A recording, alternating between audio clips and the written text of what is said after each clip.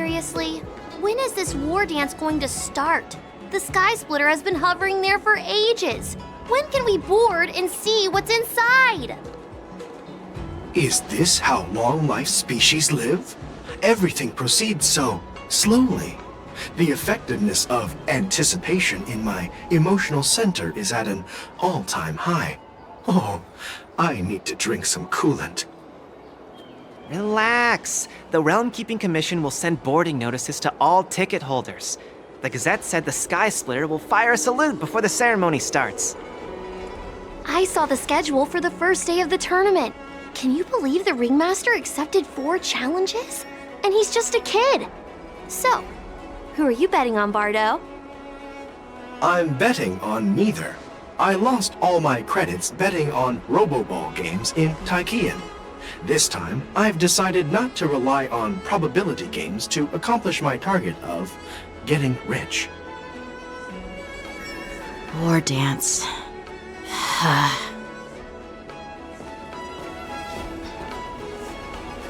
There you are.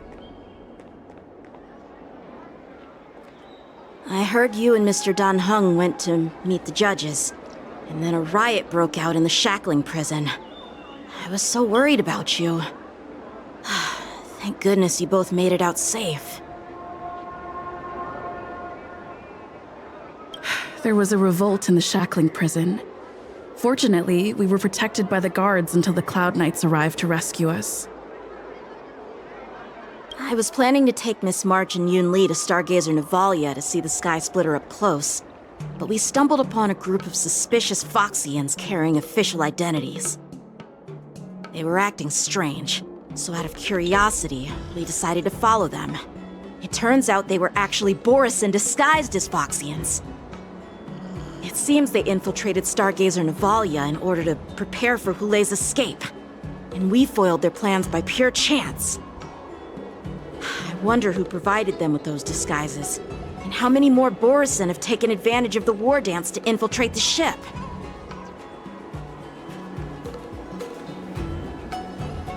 Yeah, I heard them too. But I'm afraid I'll have to disappoint them. I've already reported to General Jing Yuan that I'll give up my role as the Ringmaster.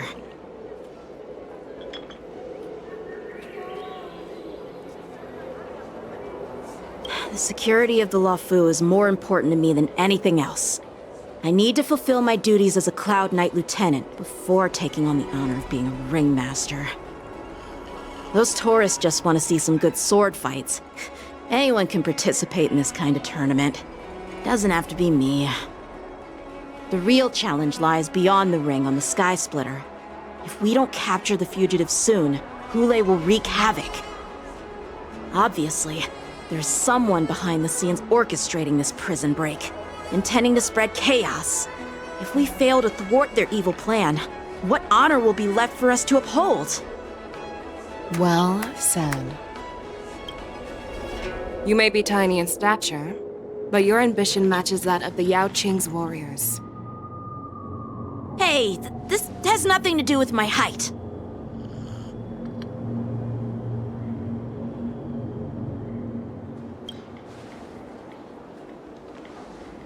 Yes, I suggested to Yanqing that we find a place to have a decent meal. A hunter must be well fed before the hunt.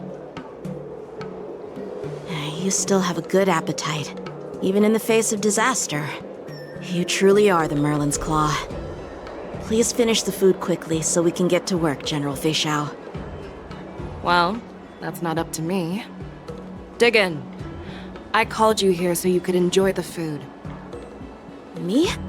This isn't the time for a leisurely meal, and this is way too much for me. Oh.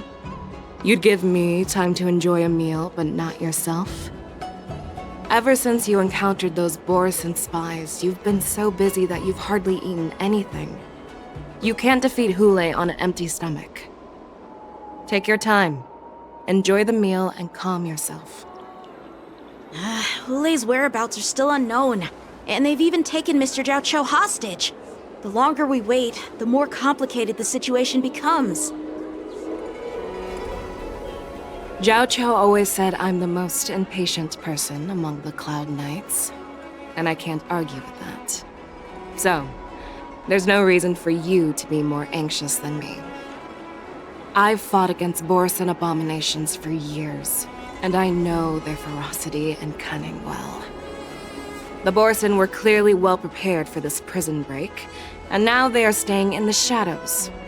They have no reason to rush out into the open. When facing cunning and ferocious prey, the hunter must be more patient, biding their time to seize the golden chance for a decisive blow. Once Hule loses his patience and reveals himself, that's when we'll strike. But when will that time come? Like I said, it's only one meal away.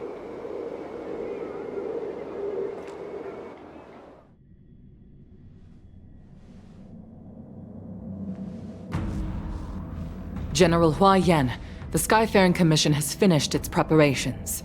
Do you have any other instructions? Representing the consensus between the Merlin's Claw and the Divine Foresight, I'll step in as the temporary commanding officer of the seat of Divine Foresight and oversee the Six Commission's affairs on the Yahoo. What is the situation at the Shackling prison? Hule made a quick escape and even sealed the gates of the prison. As of now, the Cloud Knights have re-established contact with the staff inside.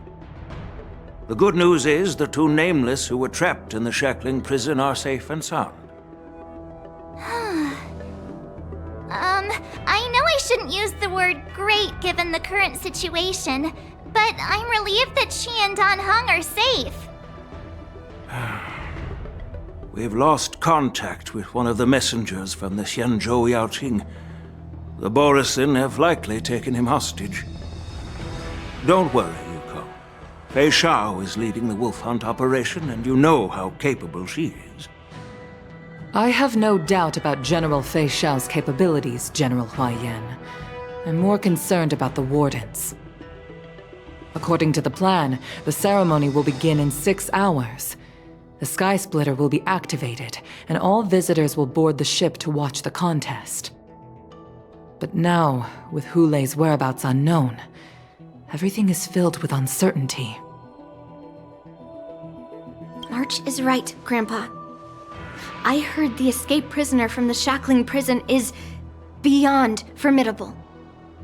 In case anything goes wrong.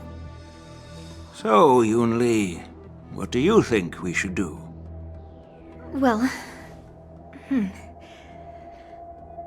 I believe we should declare martial law and allocate manpower to search for the escaped prisoners. And as for the war dance, it's better to announce an indefinite delay for now. Your plan sounds solid, but unfortunately solid plans rarely get a chance to be implemented. I believe there are at least 2 parties who won't accept your approach. The first are the many travelers who have come all the way here for the war dance. If we declare martial law now, it's like declaring that the Yahoo isn't safe. How do you think the outsiders would react? They'd be terrified, and chaos might ensue. The second party is the staff of the Xianzhou Yahoo's 6 commissions. They've invested a lot of resources and manpower into organizing the war dance. Suddenly suspending it indefinitely would create numerous challenges for them. But of course, not everyone disagrees with your idea. Really? The mastermind behind this incident would fully support your opinion, presumably. Hule's escape and your discovery of Borisin's spies at Stargazer Navalia. Even a child could guess that these events were orchestrated. The fugitive is just one piece in the game. The one controlling the pieces wants to spread chaos and suspicion among the people on the Yahoo. If we declare martial law and postpone the war dance, we'll fall into their trap and instill fear in people even before Hule actually does anything. So what do we do? We'll search for the prisoners while maintaining order on the Luofu, acting as if nothing has happened. As if nothing has happened? Yanqing said he'd assist the generals, and now he's nowhere to be found. With the host ringmaster gone, how are we supposed to act like nothing has happened? That's why I called the two of you here.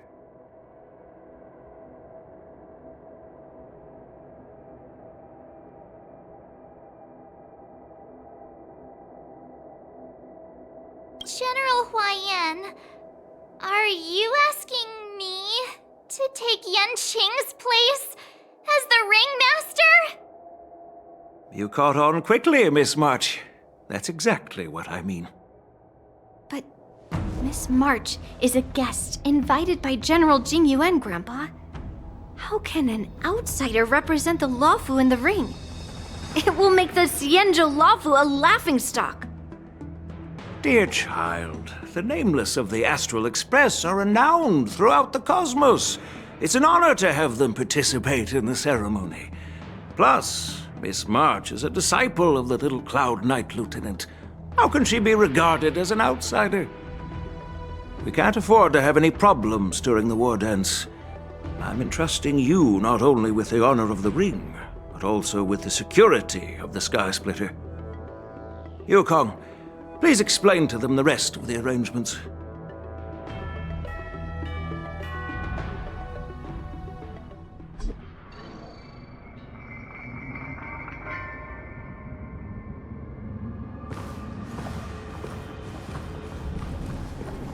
I am sorry for our improper management, and I truly appreciate your assistance, General. There is no need to apologize. We Cloud Knights fight on the battlefield while you judges punish the criminals. We are two sides of the same Xianzhou Luofu, and it is my honor to serve the Ten Lords' commission. I've grasped the situation of the prison break. Now tell me more about the current state of the shackling prison. Borisin infiltrated the prison in disguise and released the prisoners, spreading chaos. Among the judges on duty in the 4 divisions, Judge Shui from the detention division was killed and is temporarily unavailable. So, I'm taking over her duties and commanding Arumaton spectral envoys and spiritfarers to quickly restore order in the affected areas. I and the two behind me will go deeper into the prison to investigate.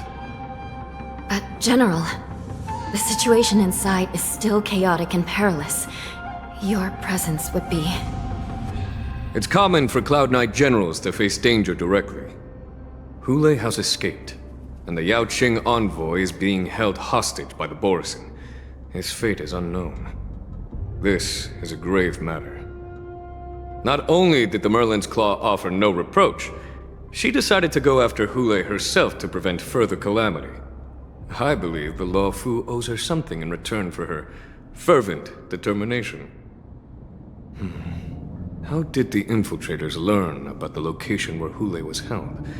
And how did they time their plan just before the Yaoqing messengers were ready to escort him? Finding the answer to these questions shouldn't be too difficult. What truly matters is if we can gather the clues that lead us to the mastermind behind all of this. I understand, but I'm afraid it won't be an easy task. For a long time, this hidden force has been pursuing their own goals and undermining the security of the Luofu. Backing down now will only encourage them to further endanger the peace here. The Ten Lords Commission will support your decision with everything we have, General. Dan Heng and Ling Sha, I'll need both of you to accompany me on this challenging journey. Well, it's part of my responsibilities as the Cauldron Master. So, where would you like to start, General? Let's start with those Borisin disguised as Foxians. My people have already prepared the evidence.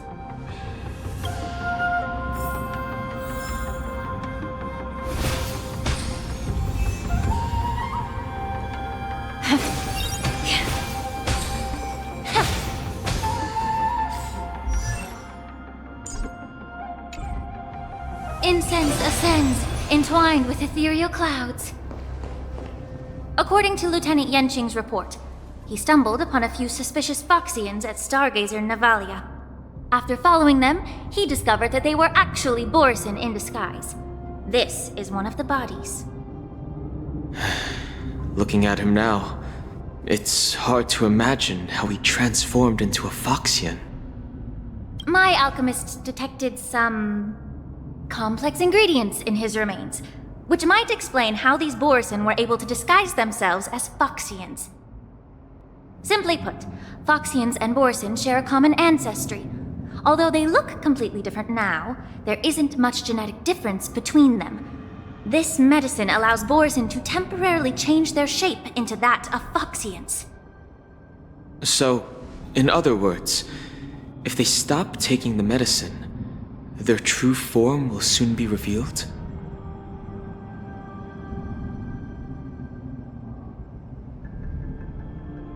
Indeed. This means that these Borison have a steady supply of the medicine within the Lafu. The disciples of Sanctus Medicus. Looks like the Alchemy Commission is involved once again. When I was sorting through the prescriptions they used, I came across one called Semblance Reversion Essence. It's designed to help those disciples suppress signs of their Mara-struck forms and maintain their normal appearance. When I compared it to the medicine found in the Borison's body... They're one and the same, aren't they? The medicinal properties and ingredients may differ, but the principle remains the same. Since ancient times, the Borison have always sought to have more powerful bodies, regarding the Foxians as weaklings. Yet, in order to save their warhead, they were willing to disguise themselves as Foxians. Their determination is quite remarkable. If these infiltrators rely on the medicine to maintain their disguise, then following this lead in our investigation seems prudent. Please follow me. Here we are. According to the judge, this area is not yet under control, so we should proceed cautiously. I've captured the nature of the medicine in my sensor. By following...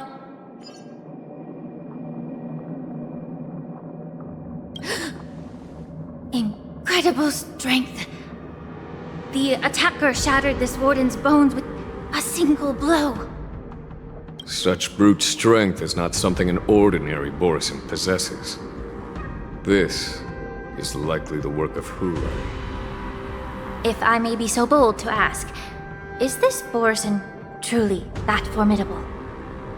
I have lived a bit longer and engaged in a few more battles than you, Miss Lingshaw. To the Alliance, Borison have always been the most formidable adversaries. And Hule is a monster feared even among his own kind. With his strength, Hule united numerous Borison pacts, forming a grand army of abominations of abundance. They constantly push the Alliance's armies into perilous positions. Over 7 centuries ago, I followed my mentor on a campaign against the abominations. And I personally witnessed the devastation on the battlefield after Hule appeared. Even with medicinal pellets that suppressed the fear caused by his lupitoxin, countless Cloud Knights succumbed to panic in the face of his murderous aura. They couldn't even raise a hand in resistance. If the former sword champion hadn't immobilized Hule with her Frostblade, the outcome of that fateful battle could have been very different. By the end of the battle, only a few of us remained. The crimson moon cast the sheen of blood on all. Everything I saw was painted dark red. If that's the case, why wasn't the beast executed instead of being imprisoned? On the Xianzhou Jumi, the judges cast those unforgivable and nearly immortal abominations of abundance into the eternal flames of the stars, reducing them to ashes. Their so-called immortality is just a facade. I mean, nothing can truly defy death, can it? I just don't understand why the Lawfu kept this tumor for so long, leading to the terrible situation we're facing now. But I guess I understand. The people of the Lawfu are known for their kindness. Even when faced with a malignant tumor within the Alchemy Commission, they couldn't bring themselves to cut it out. Instead, they exiled the healer, who tried to solve the problem, to the Xianzhou Jumi. I understand if you hold grudges against me, Miss Lingshaw. I take the blame for the resurgence of the disciples of Sanctus Medicus. As for why Hule was only in prison, I can shed some light on that too. I'm just a healer. I'm not familiar with the past. I'd appreciate it if you could enlighten me, General. All right. Let me tell you more about it as we go.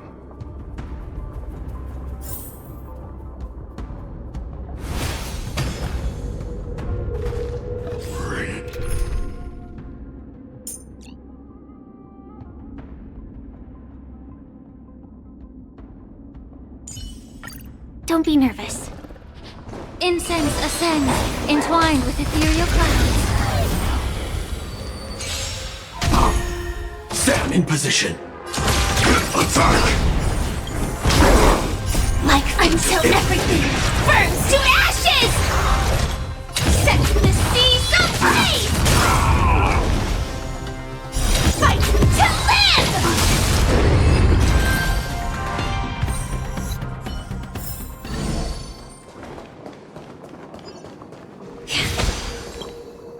Did this Cloud Knight also take the medicine?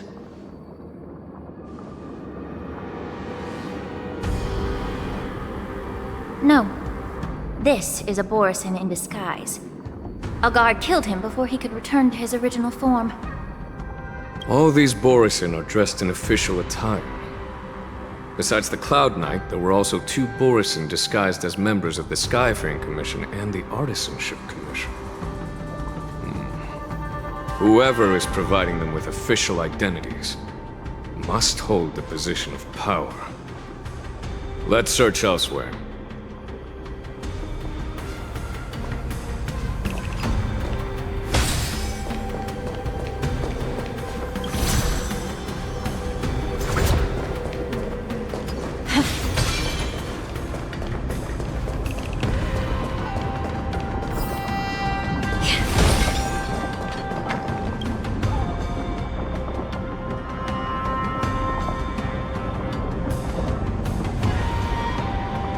Someone bit open his arteries and drained almost all of his blood while he was still alive. Such a cruel and ruthless act. Despite being a long-lived species, Borisin are actually more like predatory beasts that must feed on raw blood and flesh. I've heard that Hule was deprived of food and water in the shackling prison. It's hard to imagine how he managed to suppress his hunger for over 7 centuries. Will the hostage from the Yaoqing be able to avoid being his meal? Such is the terrible nature of the abominations of abundance. We subjected him to the Forest of Swords to drain his life force. But in the end, his punishment turned into a test of our patience. Just like you said, Miss Lingshaw. Casting a creature that can't be killed into a star would be a way to permanently get rid of it. But unfortunately... The Foxians didn't agree to that. Exactly.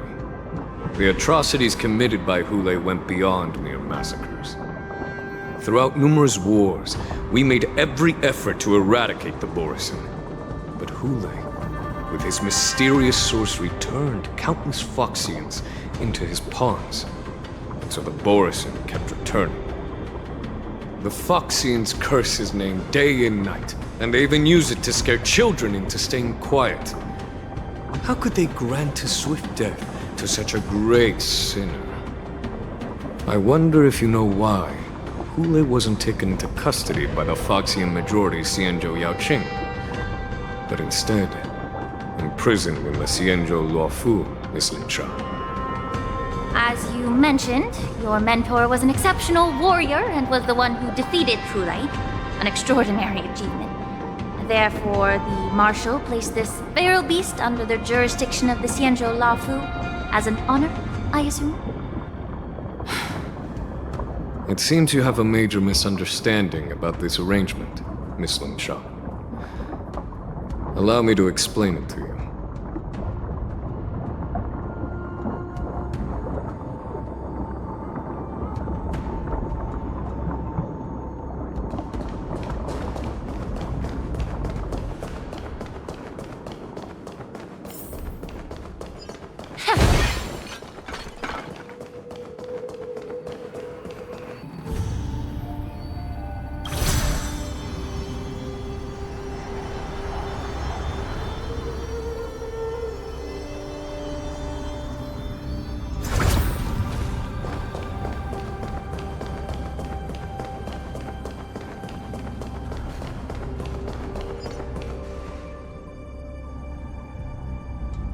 Yan Qing told me that an IPC ship was attacked by Borisin. Is this what they were transporting on the ship? Yes. The Artisanship Commission and Alchemy Commission conducted a joint examination and found that parts of this machine are made from specially refined Borisin biotissue. I heard the Intelligentsia Guild has been researching the biological properties of long-life species, hoping to make medical or combat-related discoveries. However, they haven't dared to cross any lines due to their so-called relationship with the Alliance. Perhaps to those scholars, Borisin are no different from lab animals. Maybe the Borisin attacked that ship to retaliate against the Intelligentsia Guild for experimenting on them? No. If it were only about revenge, they could just wreck the ship and destroy all the cargo, instead of allowing it to end up in the shackling prison. It was a deliberate display to showcase the dangerous nature of the cargo in broad daylight. This way, the cargo would end up in the shackling prison, serving as a tool for the prison break. This skill in exploiting the blind spots of others' mindsets is so atypical of them. I'm afraid the IPC and the Intelligentsia Guild unknowingly became their accomplices.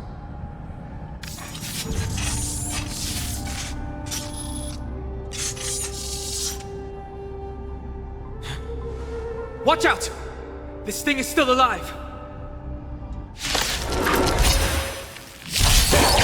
Regenerate even after suffering such severe attacks? Their imitation of long-life species has crossed the line. Attack detected! Let the show begin! Time to cleanse the filth. Existence is unity. Fight to live! Set the seas ablaze! Shut down.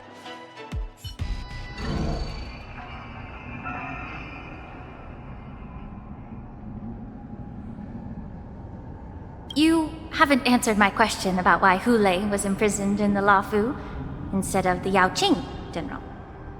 You've been reserved in your response. Could it be that such an arrangement wasn't an honor? The reason why the Marshal didn't leave Hulei on the Yaoqing lies in the very mech in front of us. Are you suggesting that there are people trying to understand Hulei's secrets and use them for their own purposes? Just like with this mech? Well, I understand. I've heard that the Foxians on the Yaoqing share a bloodline with the Borisin. And just like the Borisin, some of the Foxians there experience an uncontrollable insanity called moon rage.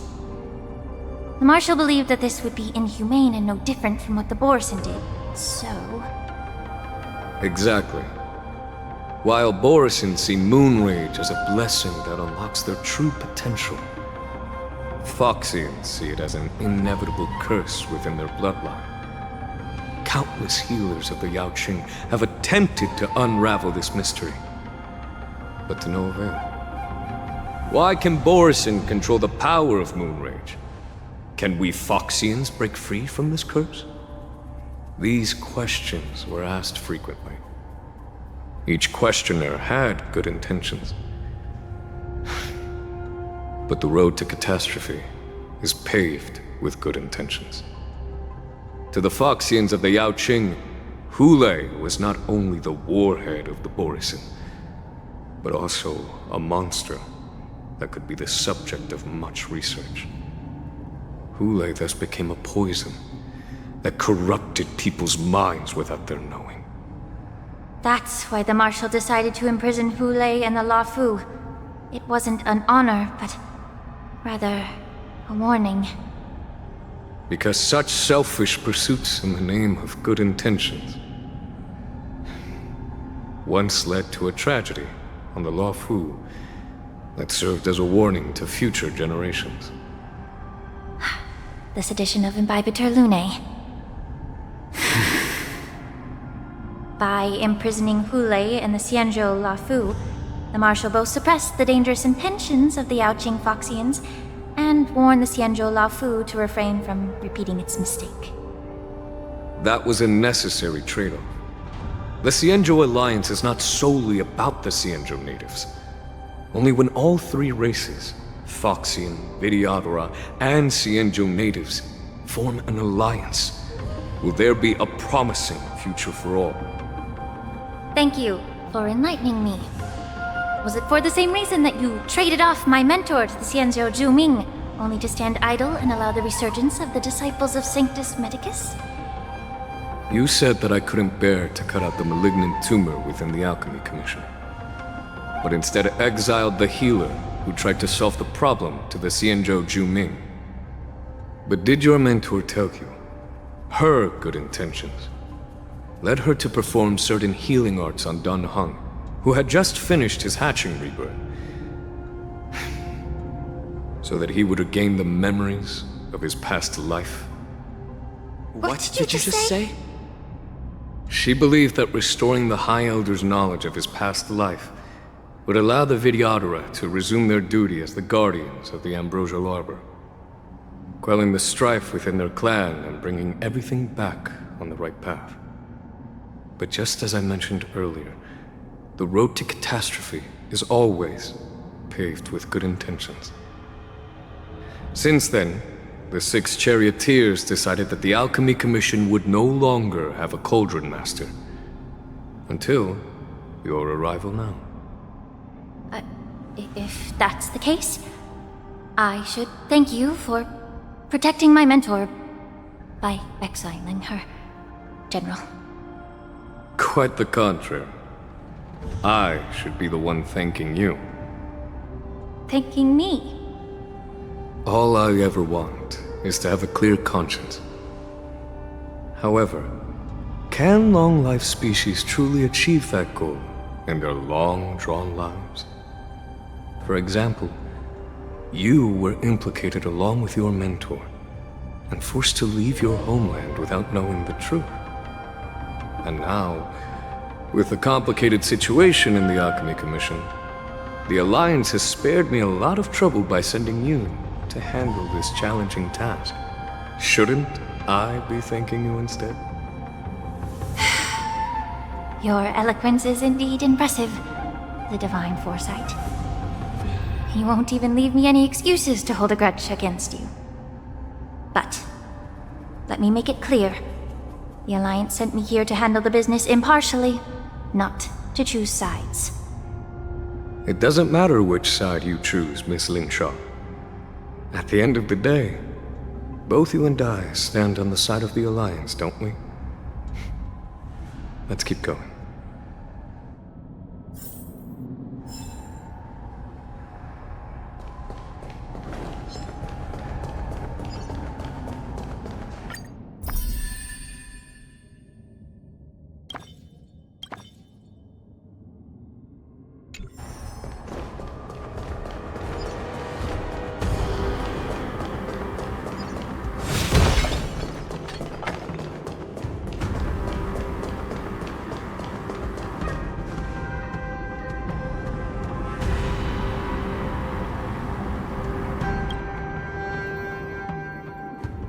These Mara-struck soldiers don't appear to be escaped prisoners.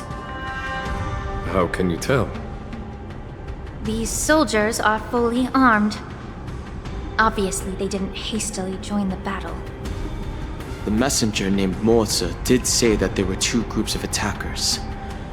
And the other attackers, aside from the Borison, could hide their tracks.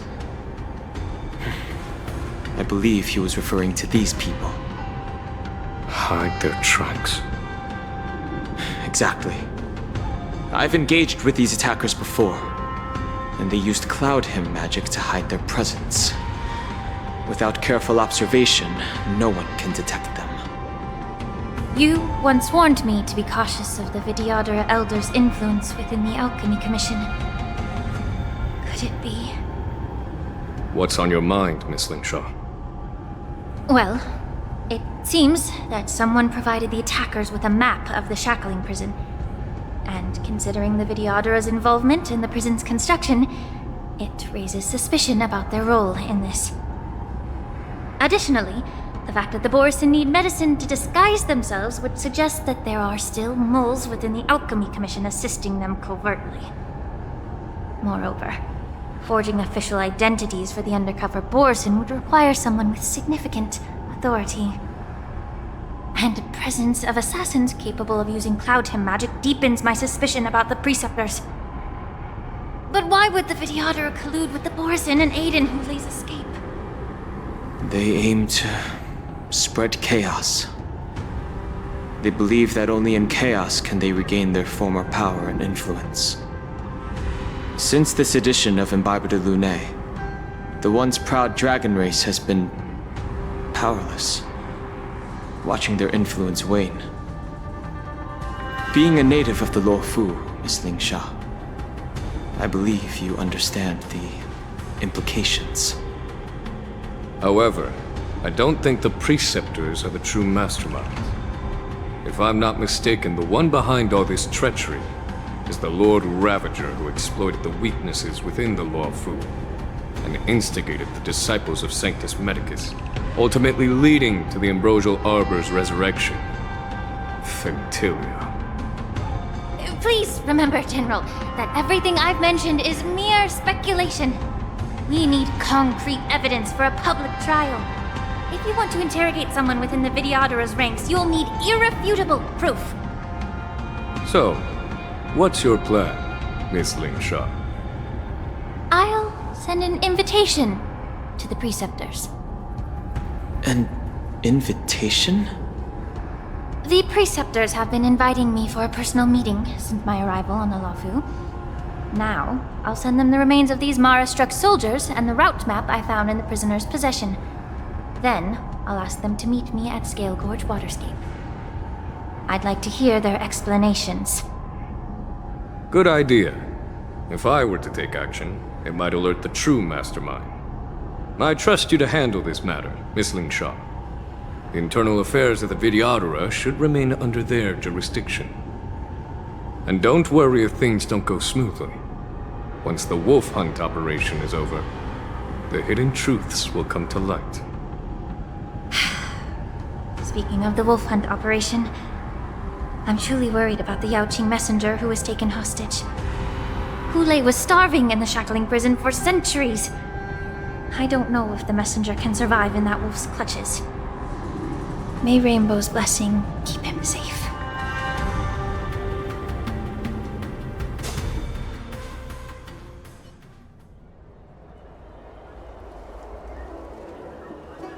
As I said, I'm a healer. But my art of healing requires the culinary arts to be truly effective. The magic of my cauldron is its ability to make all kinds of medicines into dishes that patients can eat. When simmered and cooked together, any kind of medicinal herb or ingredient becomes a delightful delicacy. Delicacy. But isn't that just one flavor overpowering the others? Well, you have a point. Let me ask you this. If there's a fussy child who refuses to eat green peppers, what's the best way to make him eat them? Stuff the kid's mouth with the green peppers and cook him alive in a pot. You have quite the sense of humor. I've heard that you, Borisin, have lost many of your taste buds during the self-modification process, so you can't experience complex flavors. Only the saltiness of blood and flesh truly awakens your appetite. It's a shame I don't have any green peppers right now. Otherwise, I'd happily stuff them into your mouth and cook you alive in a pot. I'm just kidding. The answer is quite simple. Chop up the peppers and mix them with minced meat to make meatballs. This way, the flavor of the meat overpowers the taste of the peppers. And even a fussy child can enjoy them. Can I just boil your tongue in this hot pot? I know you're trying to buy time until someone comes to your rescue. You said that Jin Liu recently returned to the Lafu, right? Well, she did come back. But, unfortunately, I also found out that she committed serious crimes and was escorted to another Xianzhou ship. Do you really think you can delay our departure by provoking Lord Hulei's desire for revenge with your clever little tongue? You see Borisin as savages who know nothing about the Xianzhou, but in fact, we know all about your tracking tricks. Like the jade abacus you're carrying, and the side cranes in the sky. The more hope you hold in your heart, the greater your pain will be when death comes. I wonder if you can maintain your composure when I tear your throat open. His composure is only a temporary effect of the medicine. And it will wear off soon, right? Lord Hulei! Oh, you pathetic Foxians. For thousands of years, we were the ones who allowed you to live, and who granted you civilization. But in the end, you chose to betray us for the freedom promised by the Xianzhou people. But it's all right. As long as you catch the scent of your masters, you obediently return to us, no matter how far you run away.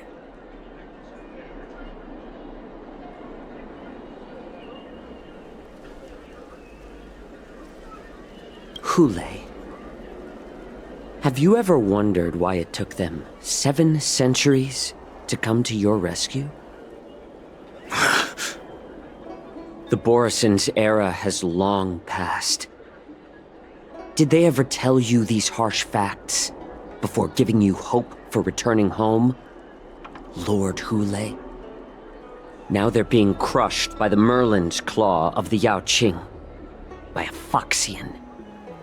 They're hiding in remote corners of the cosmos, trembling with fear like a wounded beast on its last legs, reaching out desperately for any fake hope of salvation, which in this case is you.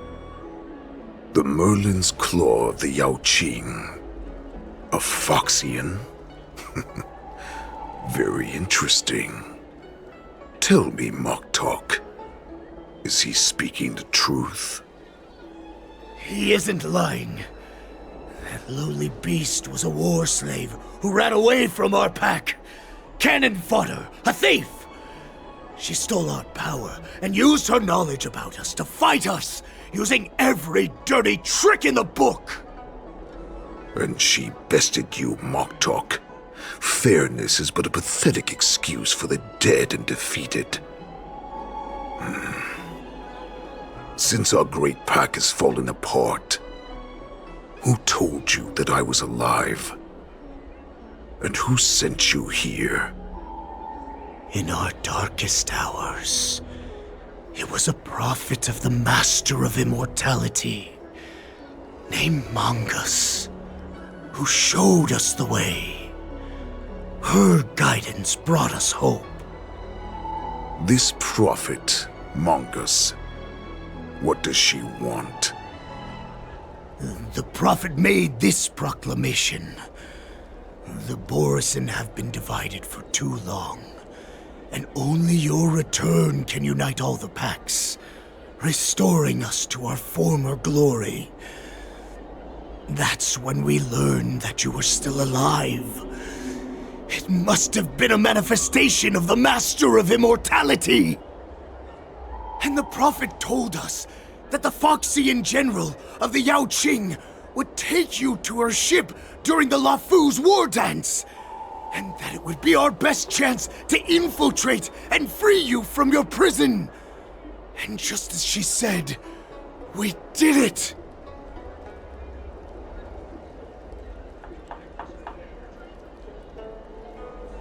Even if you managed to set Hulei free, you'd have no way to escape.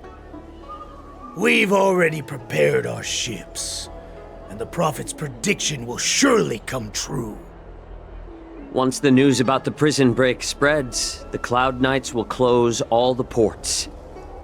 You may think you've escaped the prison, but you're just trapped in another cage, known as the Luofu. Let me kill this unruly, lowly beast, Lord Hulei! I assure you that our star skiffs will soon arrive. Right now, everyone in the Luofu is distracted by the stupid war dance, so this will be the perfect chance to escape. Once you've returned to your territory, your revenge against the Xianzhou ships will be within reach.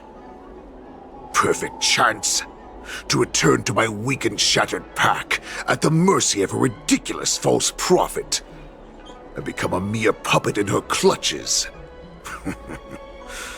Her plan is full of flaws. The only paths she has prepared for you are escape and death. Listen up. A wolf never allows itself to become prey. From now on, you'll follow my orders. Since you are so confident that the Cloud Knights will close the ports, Jiao Chou, I'm now giving you a chance to go and see it for yourself. Go to the ports, come back, and tell me what you saw. Wait, what did you just say? But my lord! Would an alpha wolf ever listen to a cub mock talk? No, I've never heard anything like that. I wasn't trying to defy your will. I will always unquestioningly follow your orders.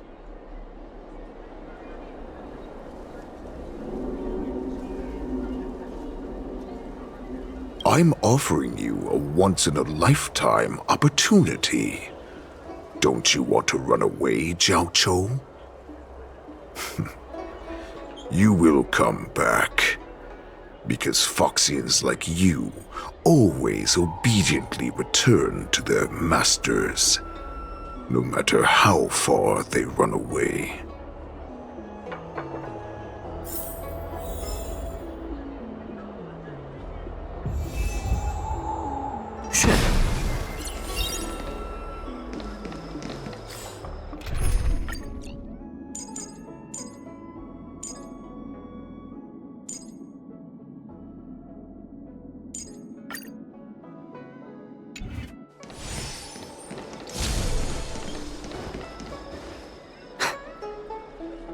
I can't believe he actually let me go. What game is he playing? Perhaps I can try to warn the Cloud Knights. No. Perhaps I can just escape.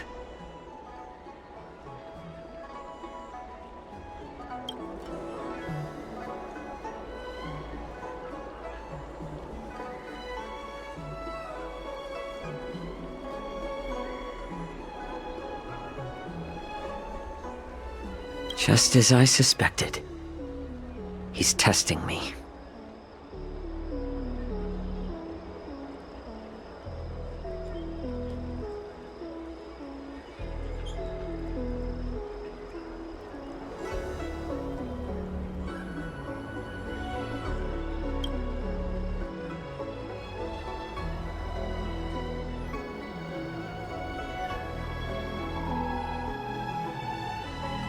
Just as I suspected.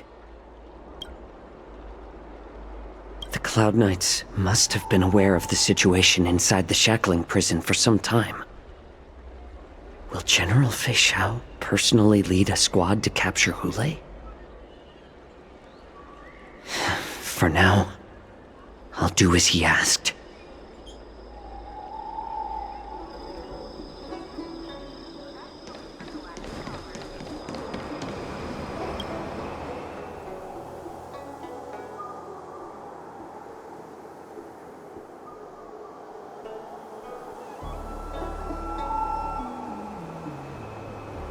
Would you like to board my star skiff?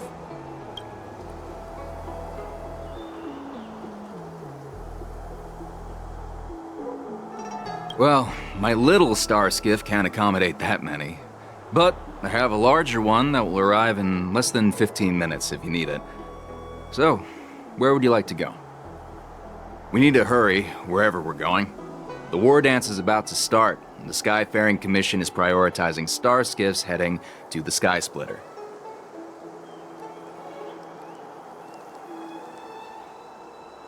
Keep what quiet? Come on, spill it if you have something to say.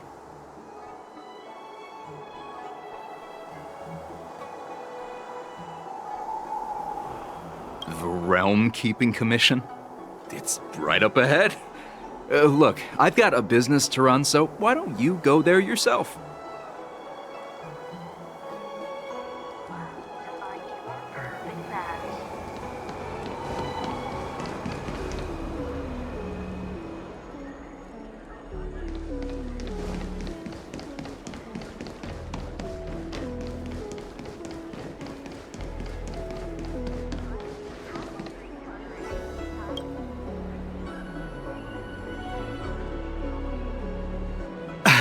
I'm sorry, but the Realm Keeping Commission Chancery is currently closed. All the officers and officials have been reassigned to assist in the war dance.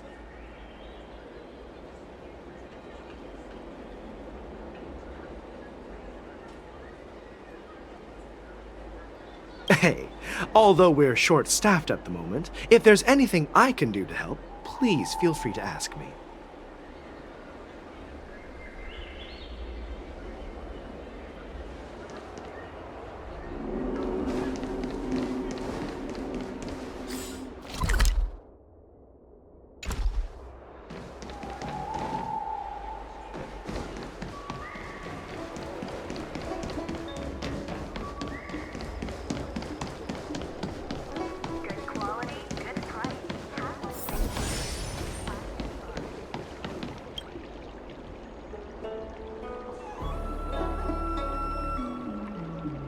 Hey there. I noticed you'd been looking at me for quite a while.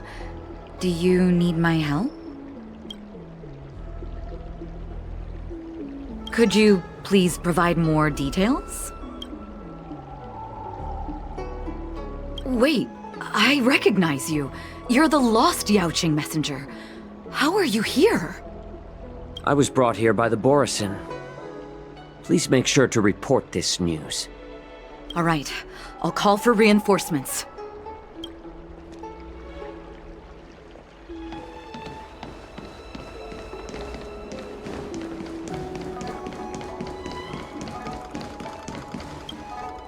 Stop asking. I'm off duty now. Go bother someone else.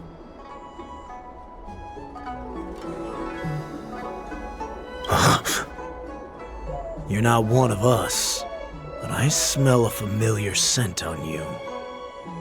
The Warhead sent me here to check on the situation. Not yet. There's no way for this tiny ship to escape from the Xianzhou. Only the starships at Stargazer Navalia can break through the Jade Gate. Moktok said there would be insiders to pick us up, but I haven't heard anything yet. The ports haven't been closed? What is going on? Stalling won't help. It's time to confront Hule and see what tricks he's up to.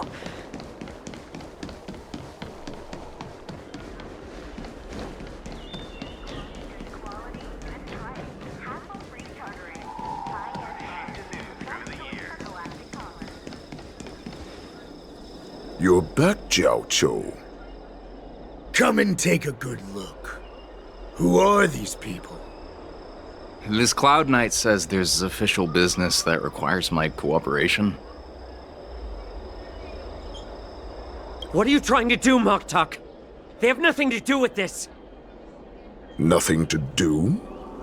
I told you to go to the port and check out the situation. But I never gave you permission to talk with others. Remember, these people died because of you.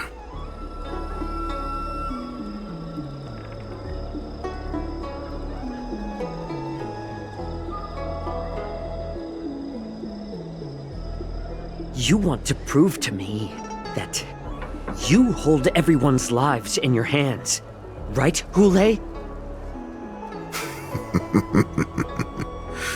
Oh, exactly as you said. So, have the Cloud Knights closed the ports? No. They don't want to publicize my escape. I understand. It's no surprise, for fear is more deadly than claws and fangs. Especially during a festive time like the War Dance. What lurks here is not a group of fugitives, but rather a pack of wolves amidst the flock. My cubs are hungry, ready to feast on flesh and blood, reveling in your fear. Your calm facade will soon crumble. I can tear through it and expose your pathetic bones anytime. There's no escape from me, Jiao Cho. Of course, you can try your luck and believe that your wits will save you. But remember, you're not the only hostage in this city. If you try anything funny, innocent people will die because of you. Now, let's talk about the Foxian general you serve. Moktok says she's here for me, which means she'll be hunting me herself. Before the hunt begins, I need to know my opponent. You can refuse and play tough, or you can cooperate and save us both some time, healer.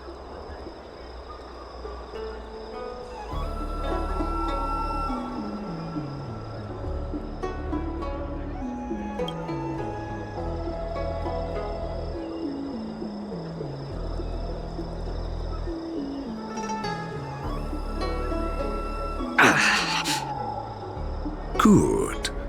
At least you didn't try to draw attention with a scream.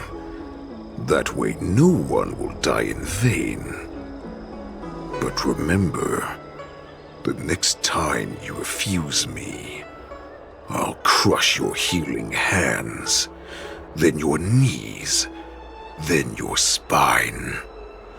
I'll dismantle you piece by piece, until only your silver tongue remains for you to speak.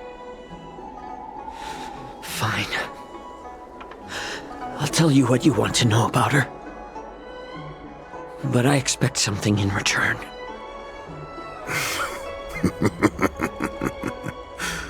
What makes you think you're still in a position to negotiate with me? You can torture me until I talk. Or Let's save us both some time. Warhead. Here's the question that's been bothering me. How have you managed to survive and endure centuries of torture? Borison aren't supposed to live that long, or possess such regenerative abilities. So, is that why the Shenjiao Yaoqing wanted to take me away? To some, I'm a hostage, but to others, I hold the secrets they desire. I still remember, in the early years of my captivity, the Foxians came and went. They extracted my blood and marrow, trying to unravel the mystery of moon rage. They wanted to conquer their fear of the Borison and free themselves from their bloodline. Unfortunately, they failed to uncover the secret. So, they resorted to the most brutal punishments they could imagine. Some seek power to destroy their enemies, while others seek power to become their enemies. Which one are you, Jiao Zhou? I see. You're the most pitiful of them all, healer of the Yaoqing. You seek power to share it with others and do good. Well, then let me tell you the answer you seek. In our ancient legends, Duran, the ancestor of the Borison, was dissatisfied with his limited lifespan and power. He yearned to dominate the skies and become the master of all the stars. To achieve his goal, he sacrificed the lives of countless Borison and Foxians, pouring them into the spring bestowed by the Master of Immortality. Through a form of genetic sorcery, the water gave birth to a miracle. The lunar embryo. Duran ascended the birthing bed and obtained what he desired, a heart in the shape of a deep red full moon. He cut open his chest and replaced his original heart with this crimson moon. Laugh all you want, but only I know the truth behind every word. This moon heart beats within the body of every generation of the Borison warhead. In the ritual that decides the new warhead, the successor cuts open the previous warhead's chest and consumes the divine heart, thus possessing it as their own. Devouring is the true essence of life, allowing us to endure and thrive. It gathers the life essence of all the prey we consume, making us stronger and stronger. I thought all hope was lost after 7 centuries of torment. But now, this heart is beating once again. All right. Now it's your turn to tell me everything about the Merlin's Claw. Jiao Zhou, I found you.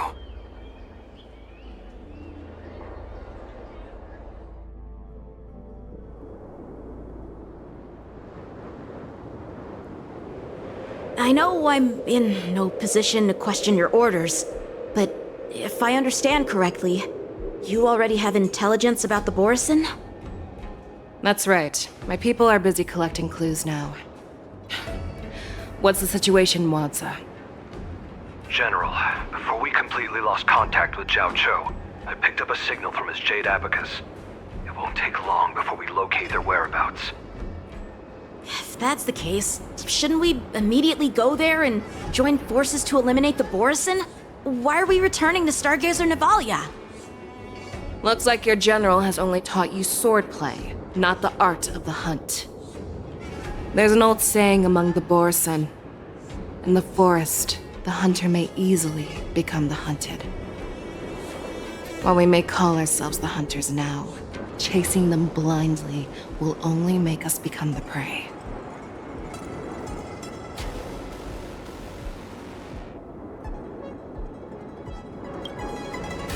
Are you joking, General? He's just a wolf who's been imprisoned for 7 centuries. Even with his accomplices, they're no match for us numerous Lawfu Cloud Knights. How could he consider us his prey? Do not underestimate the enemy. Hule is not an ordinary Borisin that can be easily killed. The advantage in numbers means nothing when we face that monster. A vicious beast who hasn't tasted blood and flesh in 7 centuries is now lurking on the streets of the Lawfu right before the war dance. This is what makes the situation treacherous and unpredictable. To him, the lives of ordinary people are just meat, ready to be devoured at any moment.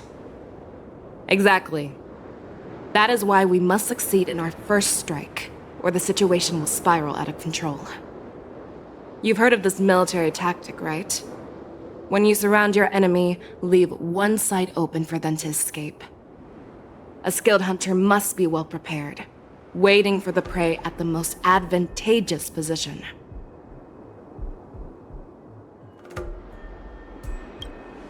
What would we do if we were the escapees from the shackling prison? While we can disguise ourselves and blend in with the crowd, we don't plan on staying here for long. In this case, what do we need most now? A star skiff to get us out of the Lawfu. The Borisin we discovered at Stargazer Navalia were actually preparing a vessel for their escape. We predict their next move, and we take them down. Let's start from where you found those Borisin and corner our prey.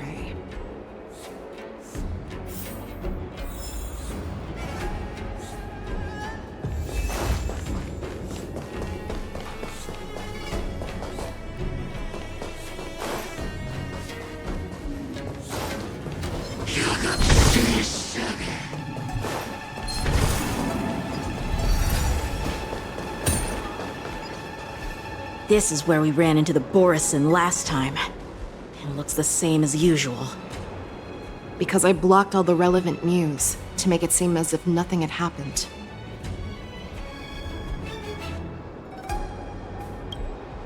If Yanqing hadn't scared them off, we would not have many clues.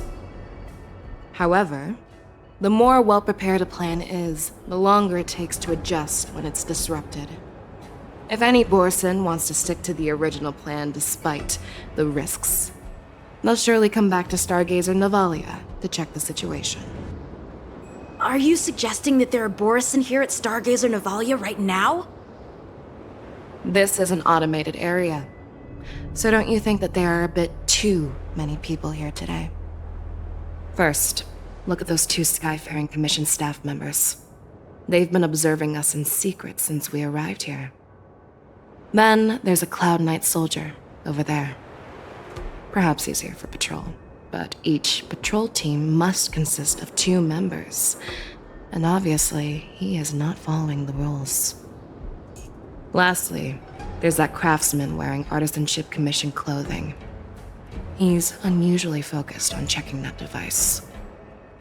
If you have a target in mind, let's go investigate.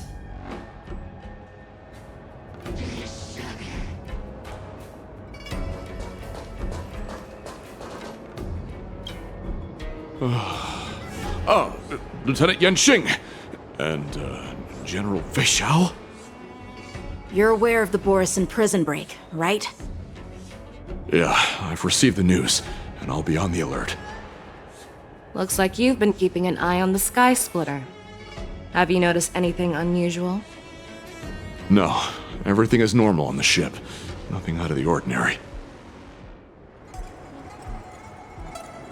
This is not a location for a Cloud Knight on guard duty, is it? Well, this spot offers a great view. Are you here to keep an eye on the Sky Splitter? Yes. You've been observing the Sky Splitter for a while. Have you noticed anything? Honestly, just watching the ship from here isn't too thrilling. I wish I could go on board and witness Lieutenant Yenqing's contests. Speaking of which, Lieutenant Yenqing, aren't you supposed to be on the Sky Splitter? Is it alright for you to be here instead? Thank you for your concern, but I have more pressing matters to attend to.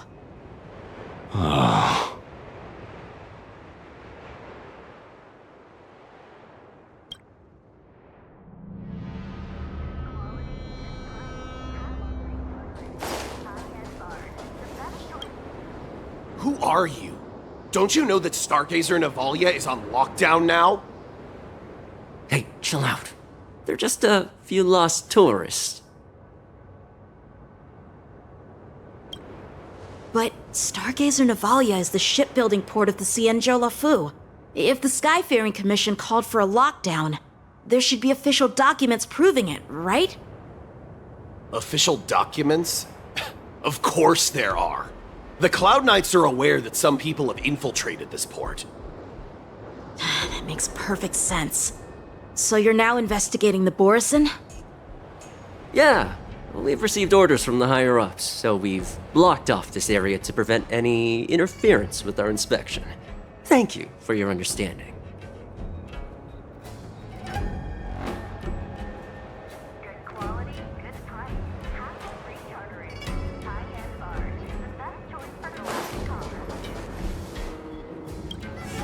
Hey, you there!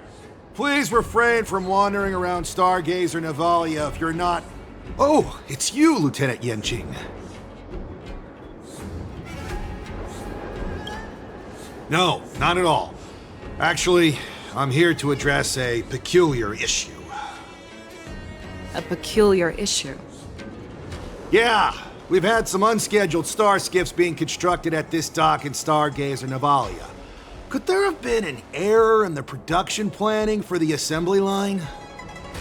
This is just weird. I thought all the pending star skiffs from before the war dance had been scheduled already. I'm sorry, but I need to focus on my work right now. If you have any questions, we can discuss them later. So, it seems that some Borison have returned to Stargazer Navalia in disguise. The answer seems quite obvious.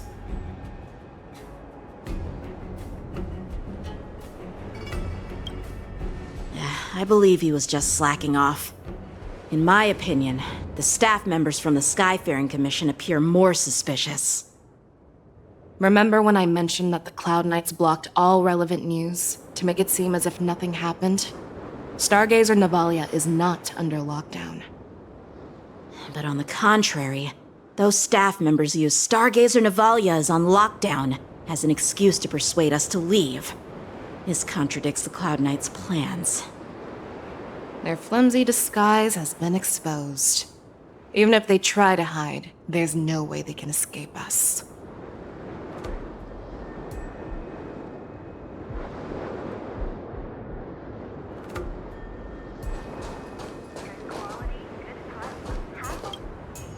Why are you still here? As I said, Stargazer Navalia is on lockdown now. No, I never issued such an order. Who are you? Perhaps you haven't met me on the battlefield, but I am certain you've heard my name. Now I'm asking you a question, so answer me. Tell me. How many more of your comrades are here? Where were you planning to meet Hule? This woman, she's the general of the Yaoqing! What are you still waiting for? Attack her!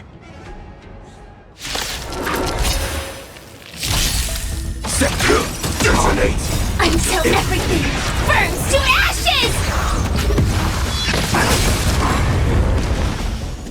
Set the seas ablaze! Recalibrating! Let's improvise. Let the show begin! Existence is unity. All will be swept away by the wind. Fight to live! Run! Tell Lord Moktok about this!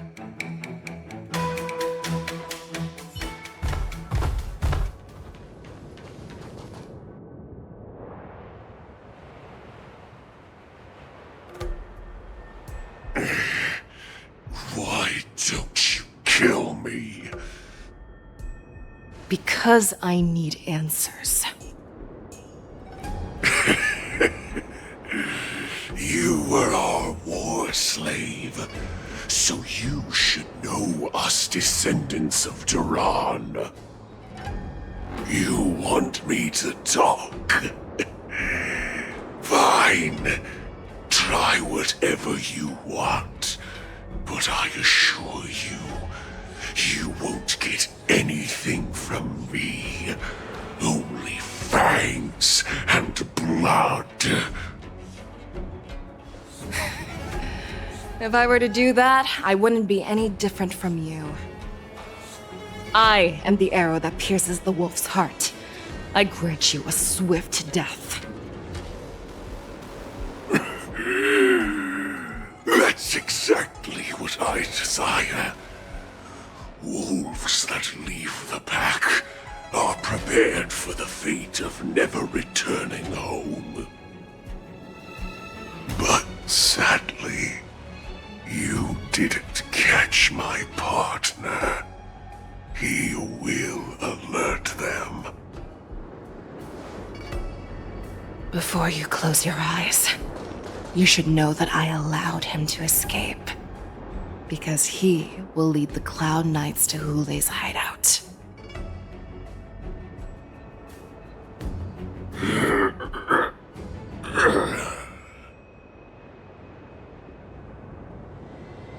Is this how you leave one side open? You let that Borison escape so you could track him?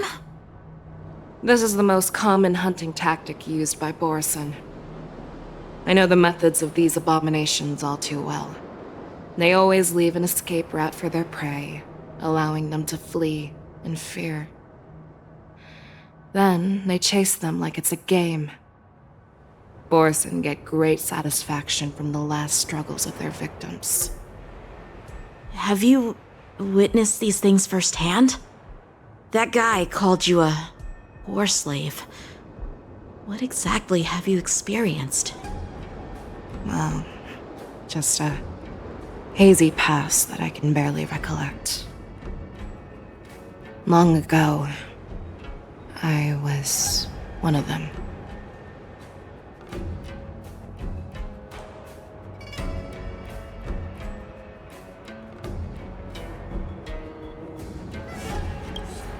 The word Borison was only used to refer to those wolf masters. I'm a Foxian who was born in one of the fallen territories. In their eyes, we're mere consumables. Cannon fodder used to slow down Xianzhou attacks on the battlefield. But you survived. And not only that, you became the general of the Yaoqing. If I get the chance, I'd love to hear stories of your past, General. Speaking of stories, you've reminded me that now is not the time for them. Wadza, we've sent the warning from Stargazer Navalia. What's the situation on your end? I've found them. Zhao Cho is trying to stall Hule, and he signaled me to not reveal myself. Trust his judgment and keep watching. We'll be right there. I believe the warning we sent will stop Hule from attacking Stargazer Navalia. What will he do next? The hunt is not over yet. Stay safe, Zhao Cho.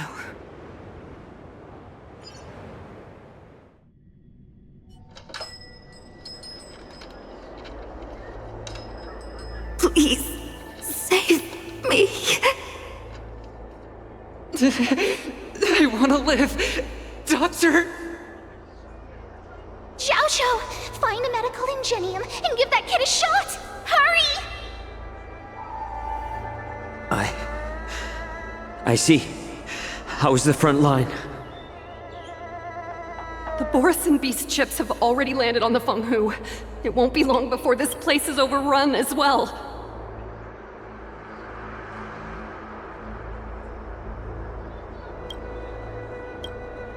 What about General Yueyu?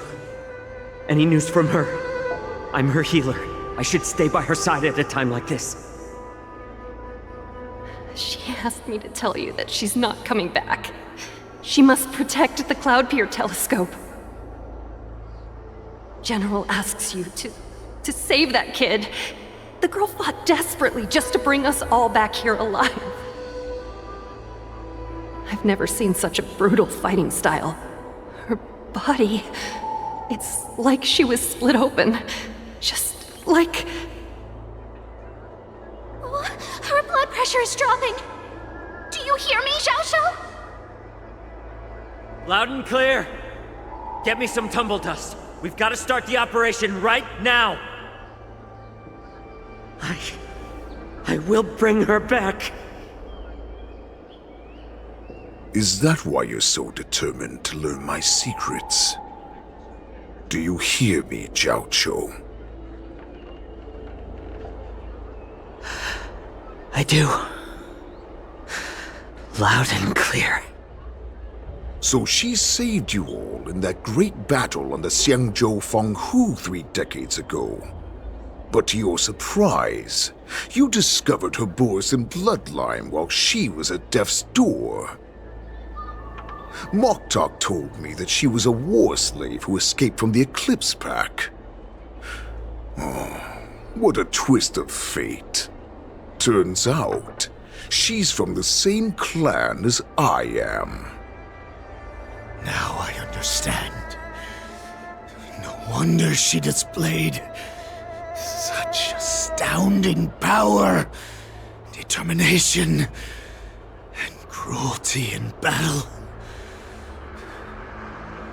Turns out it's all because of her Borison bloodline. Mutt. Despicable mutt.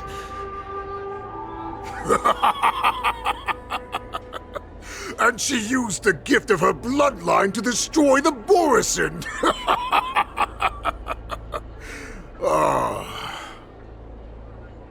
Moon Rage, a blessing for wolves, and a curse for foxes. For Borison, to have their bodies torn apart by Moon Rage and transform into a beast is the ultimate joy. But for you Foxians with poor regenerative abilities, it means certain death.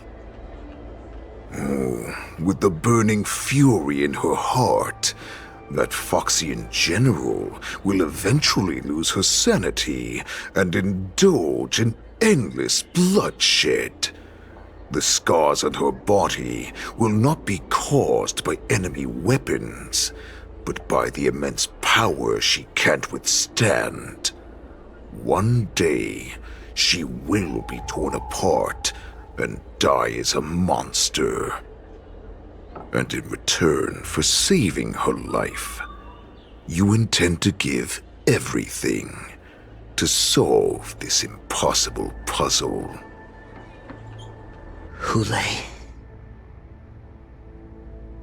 do you know the saddest thing about being a healer?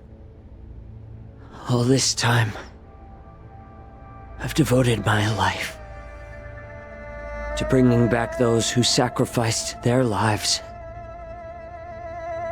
to monsters like you. I exhausted myself, and my hands trembled. But I believed everything I did was meaningful. But once again, they rushed into battle. And then I heard of their deaths. They died under your claws, in your jaws, amidst the flames of crashing star skiffs. and under the Lux arrow of rainbow. Like a useless idiot, I saved a fish named Life out of the cauldron called Death, only to watch it struggle, dive back into the boiling broth. So I asked myself, why were they so eager to run toward their death after they had recovered from their wounds? Why wouldn't they value their hard-won life?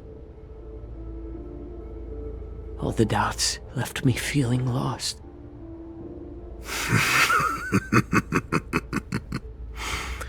I can smell your desperation, all the way down to your bone marrow. Eventually, I realized that their deaths held value. They placed the weight of their sacrifice on the living, granting us strength.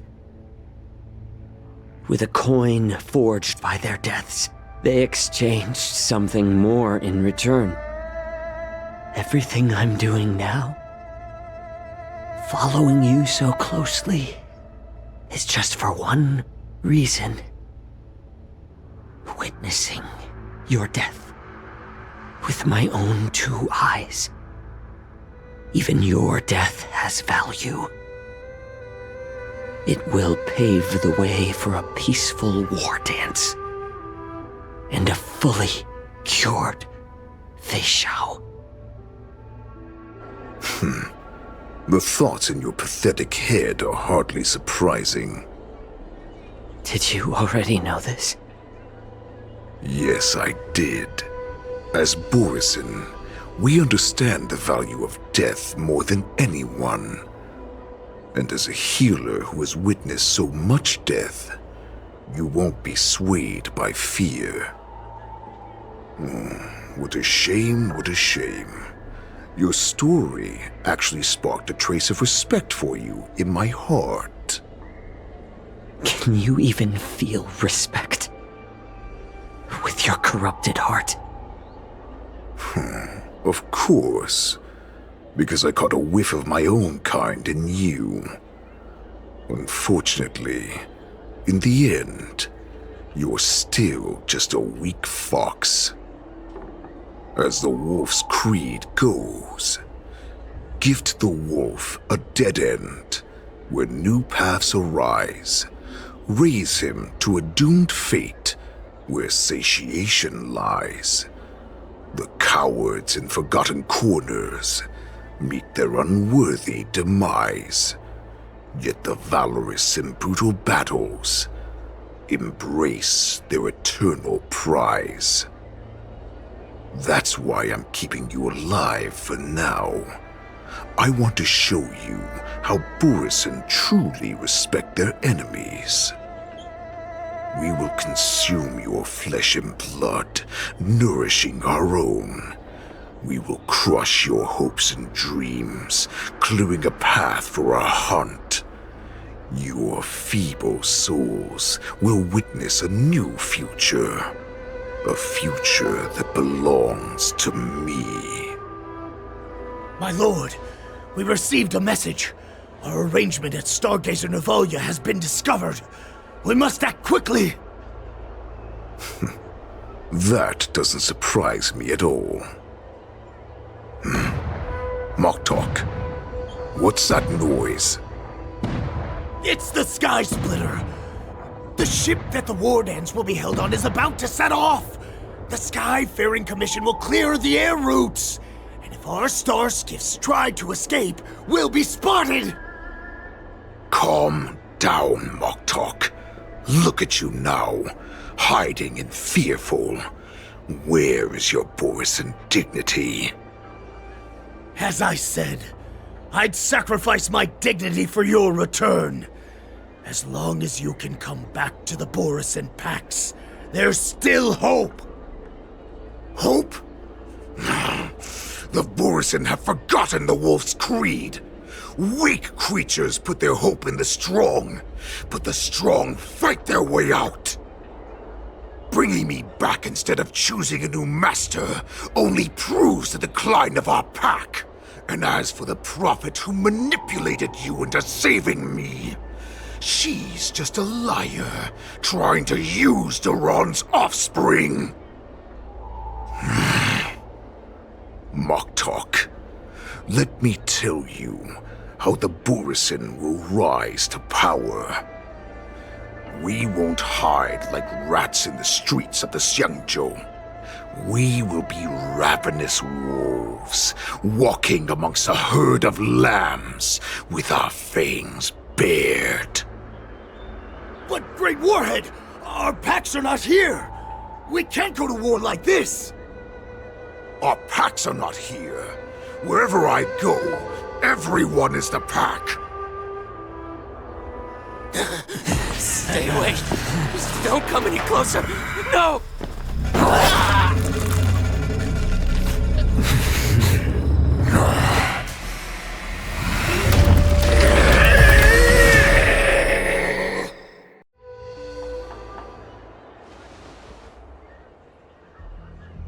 Mock talk. We're the apex predators at the top of the hierarchy. As wolves, we create fear. We don't become servants to it. If you're blind to the path, I will be the crimson moon that lights the way for you. Share my crimson blood with our brethren. Use it to infect those Foxians and strike fear into their hearts. Now, you devious monkey, come out and face me. Xiao. Melissa. Run. No, he can't run, and neither can you. You've come at the right time, monkey of the Yaoqing. Tell your general. Tell her that I will unleash a massacre here, drowning the Xiangzhou La Fu in blood. From this moment on, wolves bearing my blood will hunt on every street, feasting on the followers of that devilish archer. Follow me, my cubs. We shall stride among the prey. Give the wolf a dead end when new paths arise. Raise him to a doomed fate where satiation lies. The cowards in forgotten corners meet their unworthy demise. Yet the valorous in brutal battles embrace their eternal prize.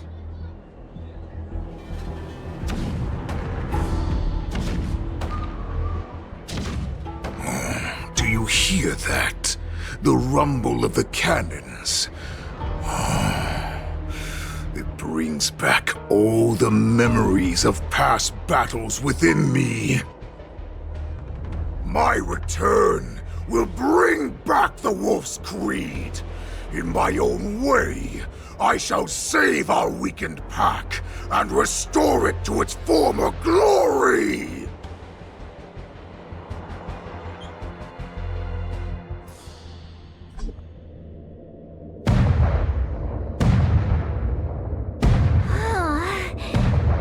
The Sky Splitter's gun salute is really loud.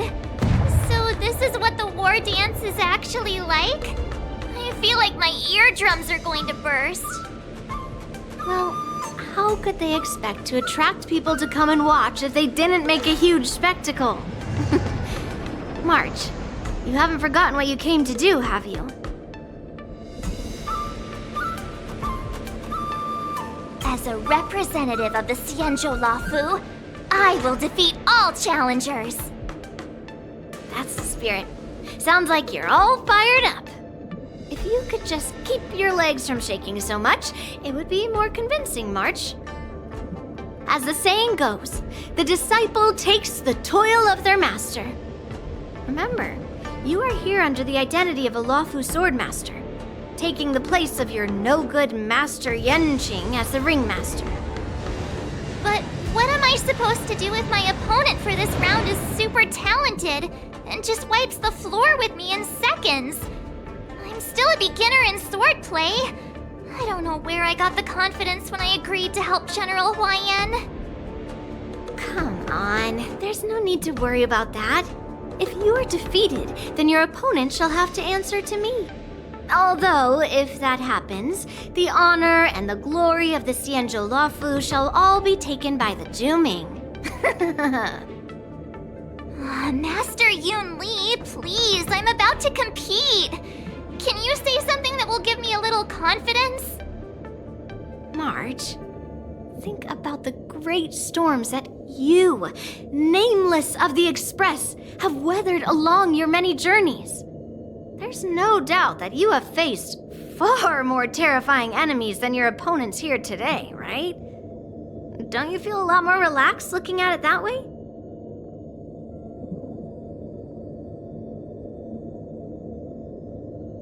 Why don't we call Master Yenqing back? What kind of master would retire at the height of their career and leave their disciple to fight in their place? March, your master has dropped out of the contest. This is a great opportunity for you to stick your neck out. Stick my neck out and get my head chopped off, you mean? What is all this complaining about? You made a promise to my grandfather, and now you want to run away? Get out there, now! Master Yun Li, I don't think I'm completely ready. March, there is no such thing as completely ready.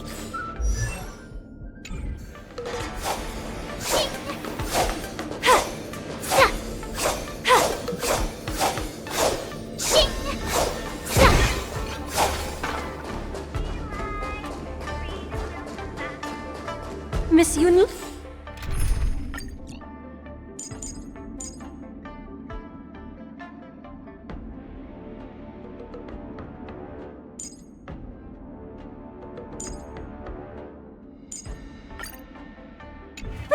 Miss March, this way, please.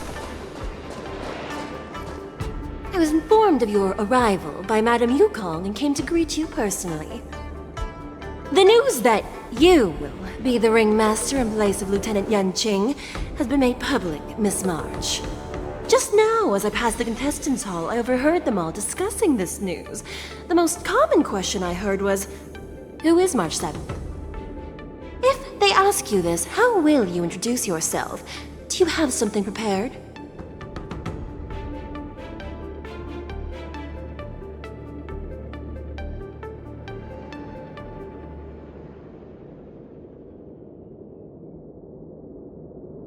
March 7th!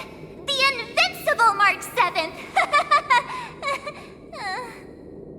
Next time you try to bluff like that, at least make it convincing.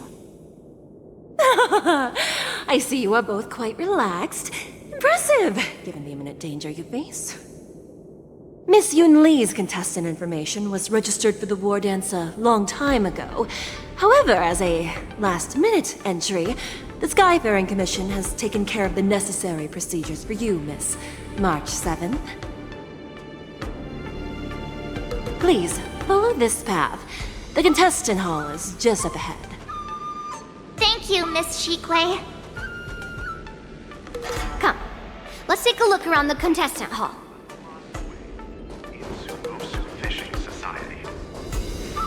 So, this is the contestant hall. Oh, there are so many people! March, before the war dance begins, allow me to give you one more lesson. My grandfather always told me that a weapon mimics its master. That means that a person's weapon will reflect their habits and personality. You've seen me wield old metal before, haven't you? Tell me, what did you observe from that?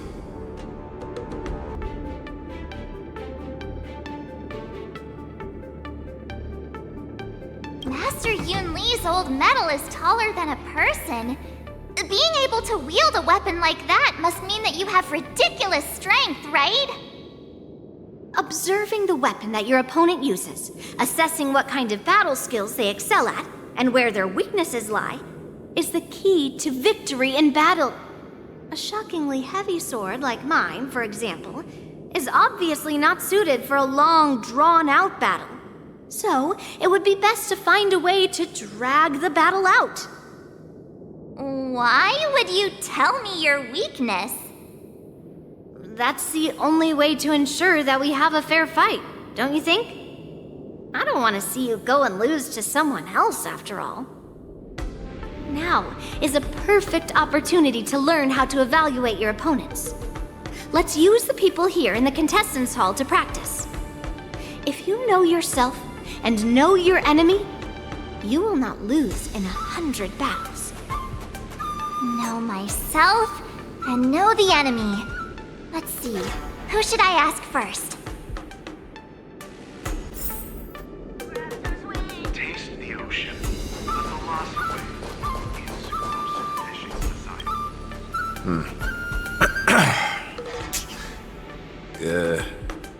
Was there something you wanted to ask me?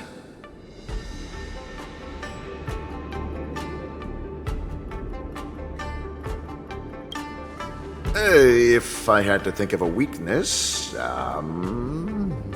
whenever I open my mouth, I make things awkward.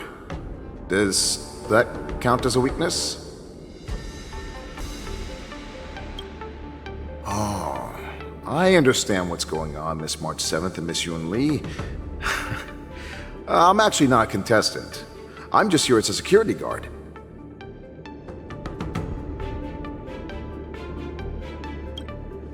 Oh, it's all right. I can't bear to watch other people make things awkward, so I always try to keep the conversation going. But then, I'm the one who ends up making things awkward. I've gotten used to it by now, so don't worry. There are still many guests arriving here. Please be cautious. Understood.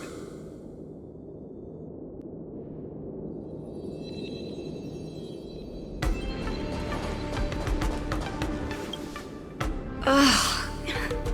I am not used to wearing clothes like this at all. Oh, you're March 7th. The stand-in for Lieutenant Yunqing, correct? That's right. And you are? As you can see, I am the journalist entrusted with interviewing contestants on site. I see the Skyfaring Commission has really gone all out as the host. Interesting. That's right. A big event like this just can't go ahead without a few of us running around. Since the competition is getting started, could I ask you some questions that are on my mind? Oh, great! First, the question that is on everyone's minds. Lieutenant Yunqing is not appearing in today's war dance. This is just gossip from unreliable sources, but I hear that Lieutenant Yunqing is seriously injured. Is this true?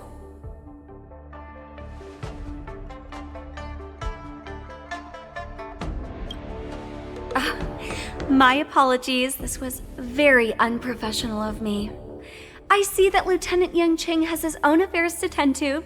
Then, let us look forward to seeing a valiant performance from you, Miss March. Once the war dance begins, you will be challenged by master swordsmen from many different worlds, Miss March 7th. Are there any that you're looking forward to facing in particular?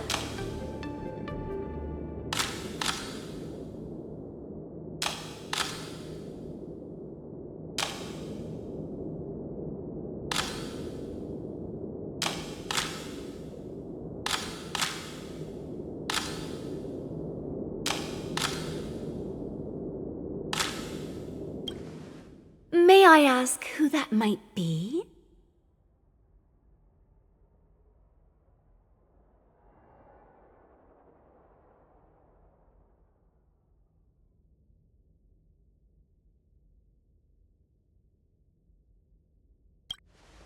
the talented swordswoman from the Xianzhou Juming, Miss Yun Li.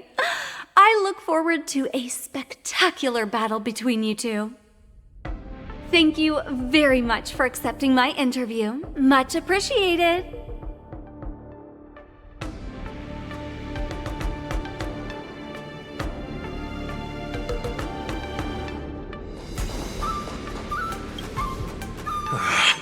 I came here because I wanted to meet the great Lieutenant Yanqing I've heard so much about, and finally cross blades with him myself.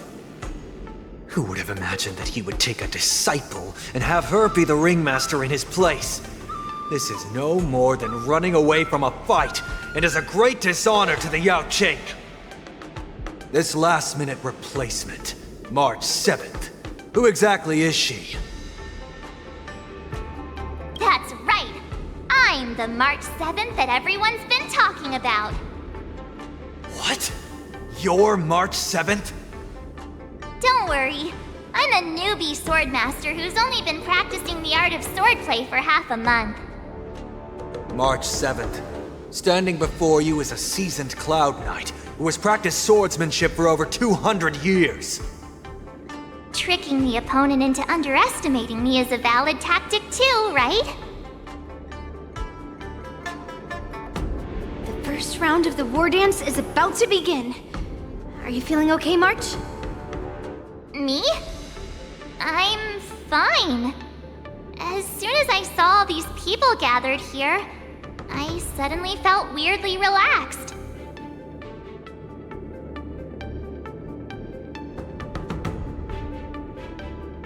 Looking at these contestants, I suddenly feel a lot calmer for some reason. I understand why you wanted me to know myself and know my enemy. I don't feel as nervous as I did before. So, do you want to go out and see the ring? I knew it! Let's go.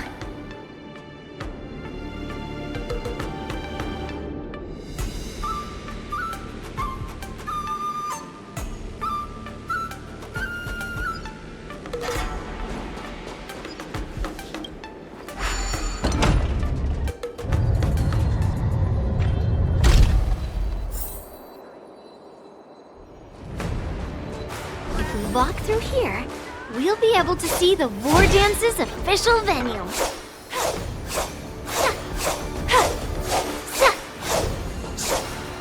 Wow, so this is what it's like from the spectator seats? Look over there. That's the ring we'll be standing on. Master Yun Li? I'm getting nervous again. Can I really do this? Too late for nerves now. It's almost time. Almost time for what? As soon as I think about the mission General Huaiyan gave me, my heart starts racing like crazy. What do I do, Master Yun Li? It's when it stops beating that we need to worry. Just take in the atmosphere and prepare yourself. I have to leave for a moment and do some inspections around the ship. This was also part of Grandpa's orders. I wonder how Master Yanqing is doing over there. Hey, focus.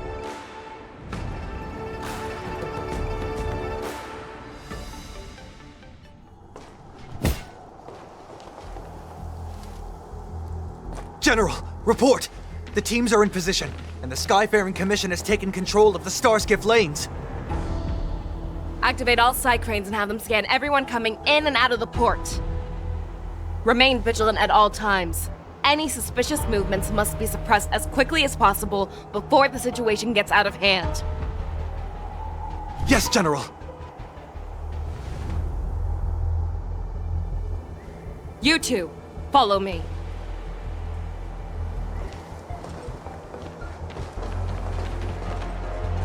Moza's signal's nearby, but we lost contact just a moment ago. Could that mean... He will be fine. Cloud Knights, search for the target.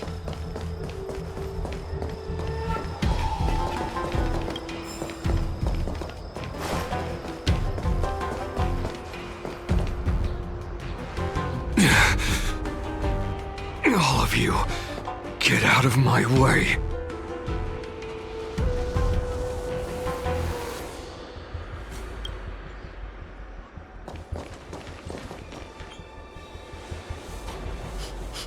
Wait. Don't go any closer. General, I failed you. That mad dog left me here as...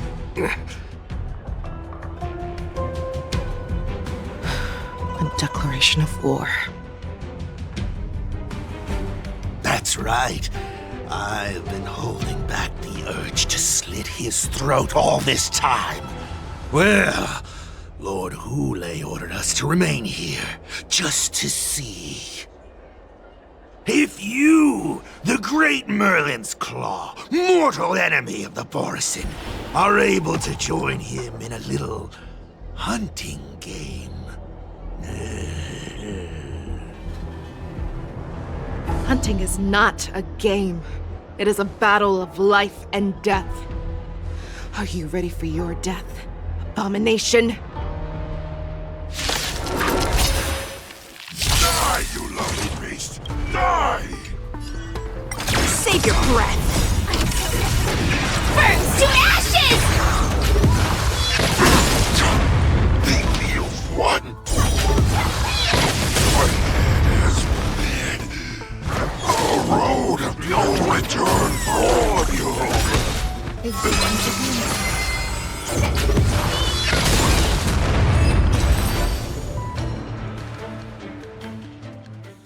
Wowza, are you okay? I wasn't able to save Jiao Chou. Hule was more cunning and powerful than I imagined. Tell me, how is he planning to declare this war against me? With a one-on-one duel? Or with a hostage exchange, maybe? Hule is planning on attacking the bustling streets of the Xianzhou Luofu. What did you just say? Impossible. Even if there are still undercover Borison that we haven't sniffed out, Hule can't have more than a few dozen people. How is he planning on simultaneously attacking the streets of the Xianzhou Luofu? He has an ace up his sleeve. Hule's body holds a plague mark passed down through generations of Borison. I've seen him convert a Foxy into a Borison wolf trooper with my own eyes. This is Hule's declaration of war. His blood. It can cause Foxians to rapidly transform and lose their minds. He has passed his blood to his minions, and is planning to spread it across the Luofu and stir up panic. Contact the Skyfaring Commission and the Cloud Knights right away. Have them enforce a traffic ban and order all Foxians to remain indoors until further notice. The moment you see your enemy's declaration of war, it means that they have already begun to take action. But if Hule succeeds in getting this panic to spread... Do you remember what I told you before? Hunting is about thinking the same way as your prey, not just mindlessly chasing after them. What Hule wants is to see everyone on the Luofu descend into panic.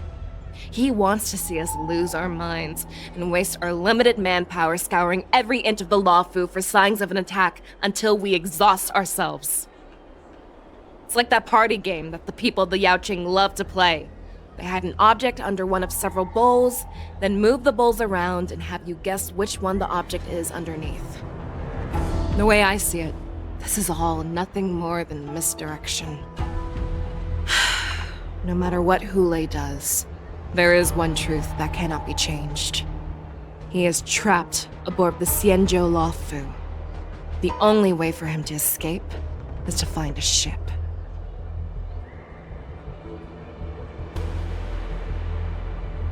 Right now, the only ship he'd be able to see is the Sky Splitter.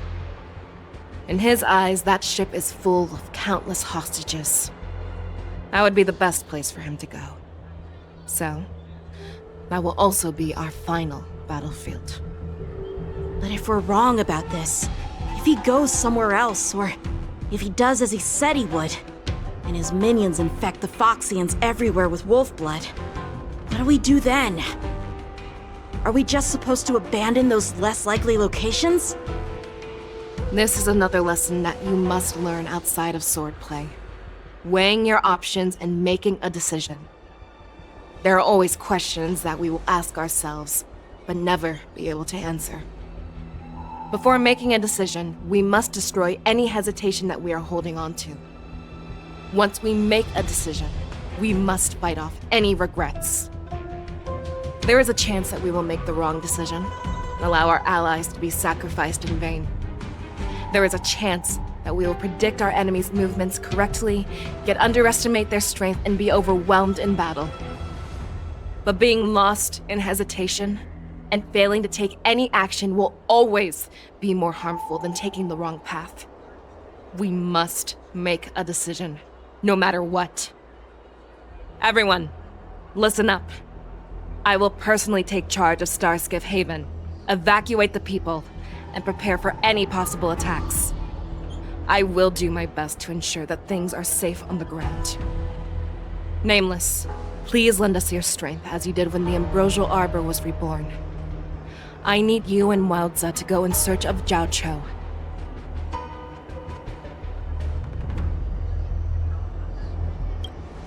General, please entrust me with the safety of the Sky Splitter. I was originally meant to participate in the tournament, so now it is only right that I return to the Sky Splitter. If Hulei does come to attack the Sky Splitter, Lieutenant Yanqing, I need you to hold him there until I am able to arrive. Please rest assured, General.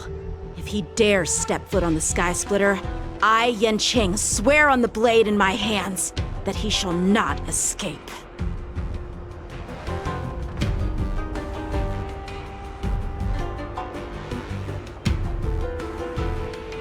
Cloud Knights!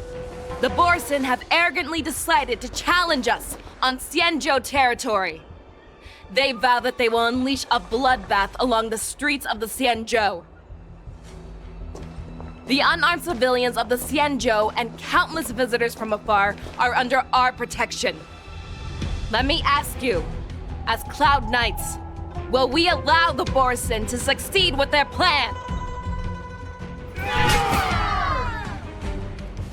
Be on your guard.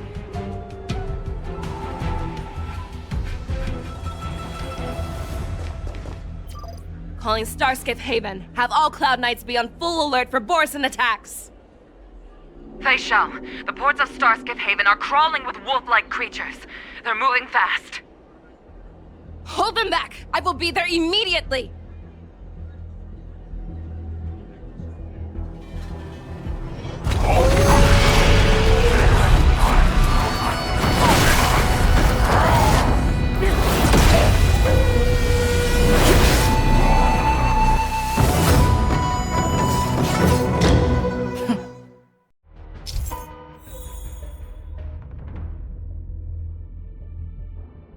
There you are, Fei Shao.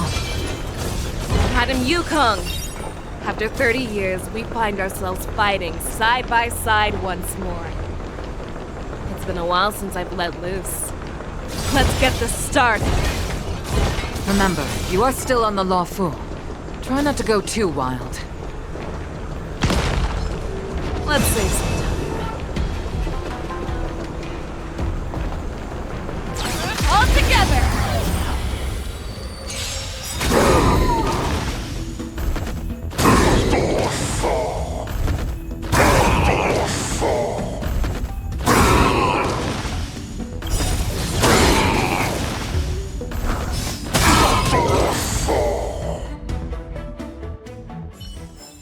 A short respite, then time for the next fight.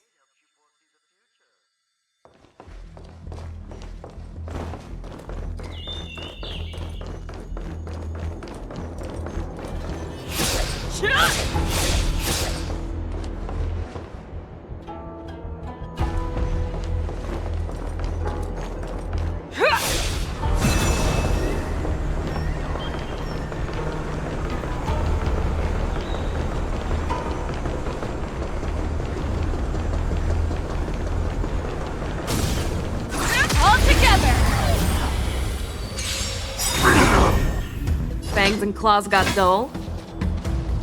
Never hesitate! I venture forth to forever. Triumphant! Victory is inevitable! That's better. Let's improvise.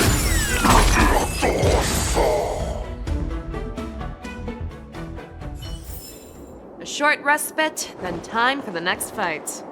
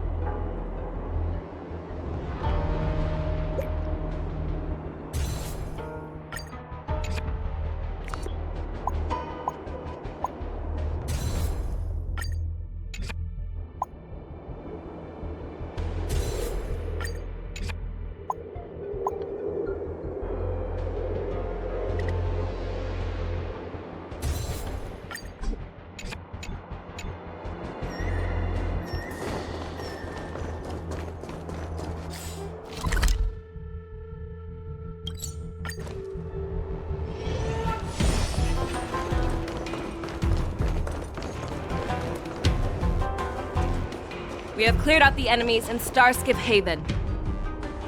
But it seems that there are fierce battles being waged at both the Exalting Sanctum and Arum Alley. I will prepare a Starskiff. We cannot allow the fighting to continue. This is now a race against time to stop this farce that Hulei has created. I know Jiaoqiu always wants me to know my limits and not get carried away, but now is the time to bring this to a swift end. Contact the Exalting Sanctum. Tell them if they see a light in the sky, all units are to retreat immediately. Madam Yukong, lend me your bow!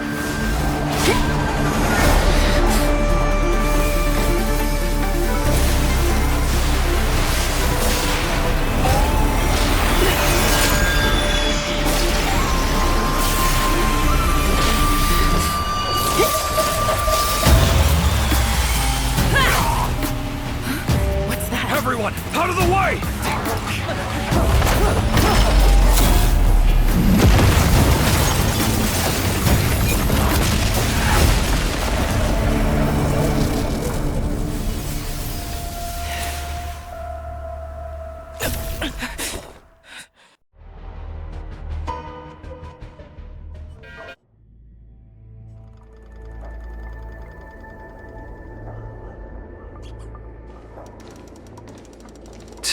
What a mess. I just knew it would end up this way. Every time she hits the battlefield, she makes a mess like this.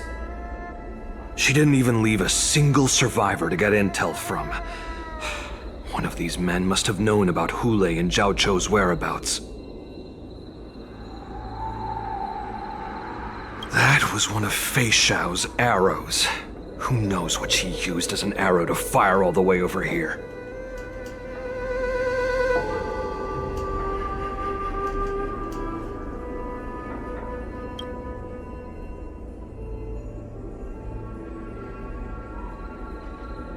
Take a good look around. If you can find one or two Borisin that aren't dead yet, let me know. I don't care how tight their lips are sealed. I always have a way to crack them open and get the information we need.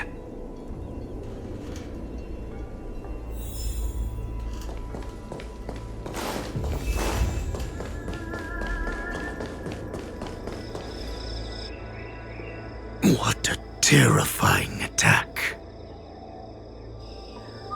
Who could have imagined that such astonishing strength would lie in the hands of a Foxian war slave? So decisive, so brutal. She is more like a descendant of Duran than we who have fallen to our current state. No wonder the Warhead has his eyes on her.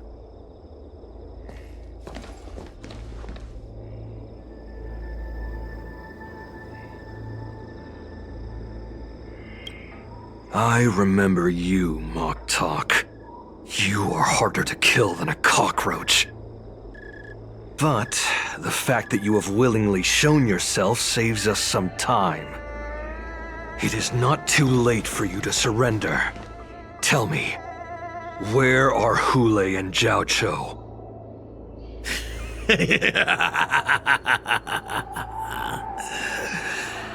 Save your energy, Yao Qing monkey. If there is one principle that we beasts know well, it is that we might have to break off an arm to break free from a cage. Today, I will be that arm. I lived as a hunter for many years, yet I have only followed the warhead for this recent, brief period. However, his existence has brought light back to our once blind eyes, like the moon of Verdantia. He has shown me the way. The descendants of Duran have abandoned the Wolf's Creed.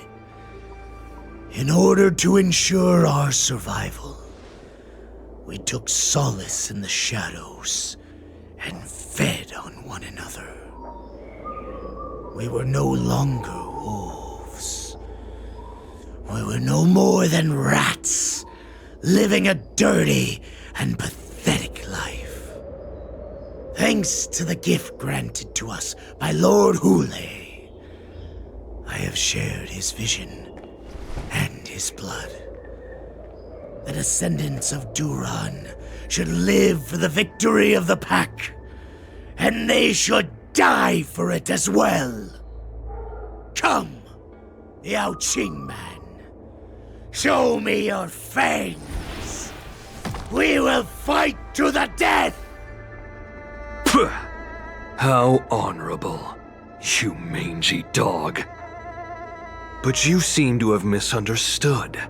There will be no fair one-on-one duel. Let's see how tough you are once we've put you down.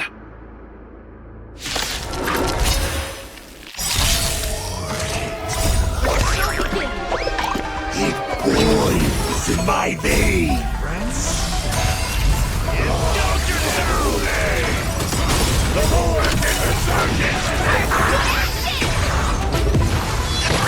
Resurgence? You think you can still fight me? It's straight like this looks at me. I must hold on. The Borisin resurgence shall come. No matter how heroic your sacrifice, there is no honor in your battles or deaths, Borisin. It seems that Mock Talk got what he wished for. Hule, your declaration of war is over. From now on, no matter where you run, General Fei Xiao will catch you and send you to the same fate as Mock Talk.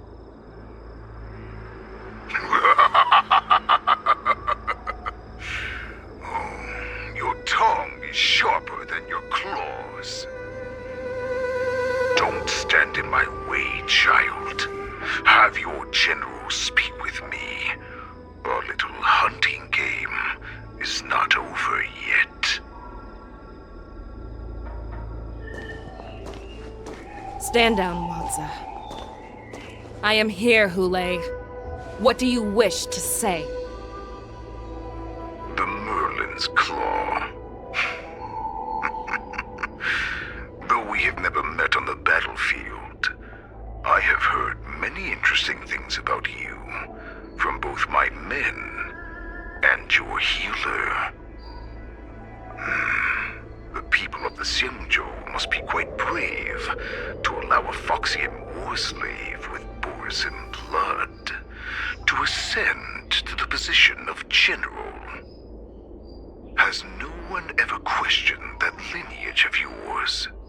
Or could it be that your grand achievements were enough to convince everyone to keep their lips sealed? Claiming to have family ties with the enemy sounds to me like an attempt at asking for mercy. Hule, are you begging me for mercy? I see that it is not only the ruthless blood of a wolf that courses through your veins, but also the cunning blood of a fox. When you think about it, this was a gift from the Borson. Anything that we gift, we are also free to reclaim. The Merlin's Claw. I shall extend a final invitation to you. I will be waiting for you on the Sky Splitter. Before you arrive, I will slaughter all in sight, allowing the crimson moon that has fallen dim for over 700 years to once more come to life. I will illuminate this ship with the sheen of blood and show everyone just how weak and powerless the Xiangzhou is.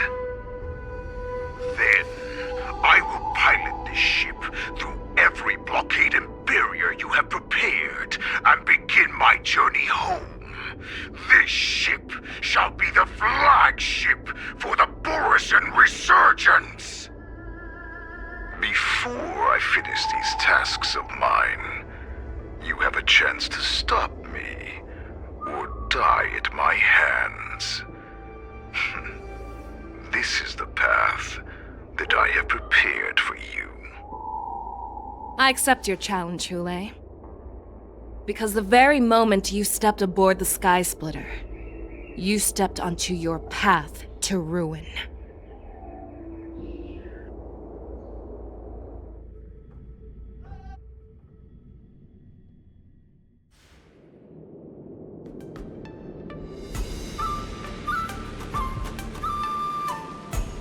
I'm entrusting you not only with the honor of the ring, but also with the security of the Sky Splitter.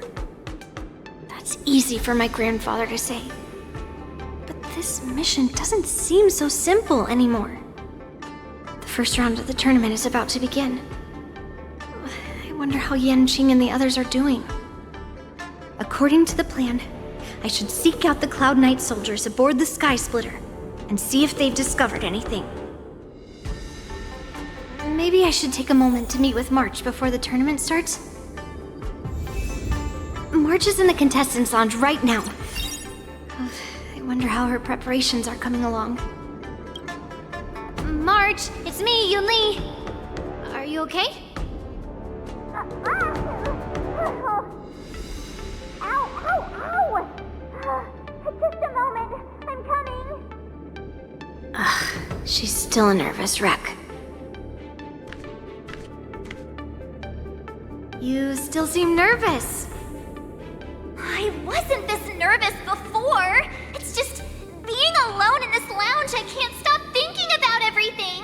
I mean, not only are we taking part in the war dance, but we have such an important mission to carry out as well. March, calm down. Don't worry about your mission.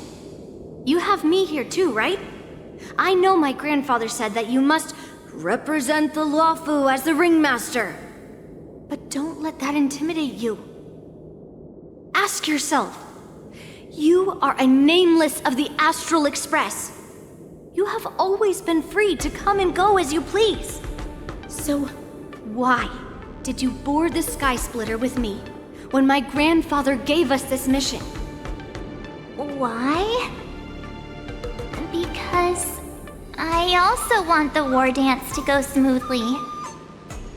For us Nameless, even though we're just visitors at every stop, it was here that I met my two masters and made many new friends. I want the war dance to go ahead without any problems, for everyone's sake. Good answer. The tournament is about to begin, so I must go carry out the mission that Grandpa gave me. March, may your blade be sharp and your victory glorious. Thank you, Master Yunli. According to Grandpa's plan, I should seek out the Cloud Knight soldiers aboard the Sky Splitter and see if there have been any new developments. Is that you, Miss Yunli? If there's anything that I can help you with, please let me know. The Cloud Knights are all in position, following General Huayan's orders. Very good.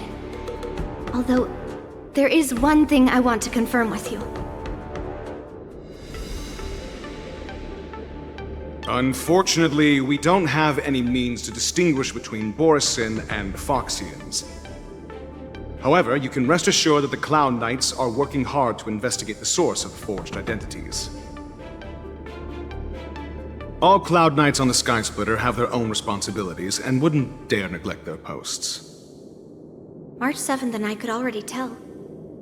It's clear that every Cloud Knight soldier we've met on the Sky Splitter is an elite warrior. Your timing is perfect, Miss Yunli. We actually just received an emergency boarding request. An emergency boarding request?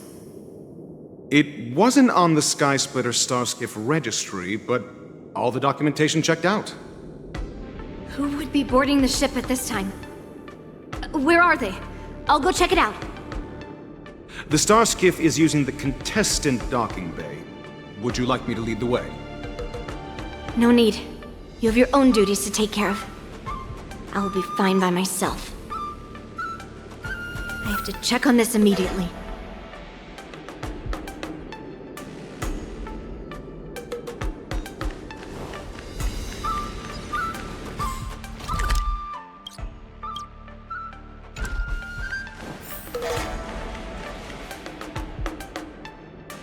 Routine inspection!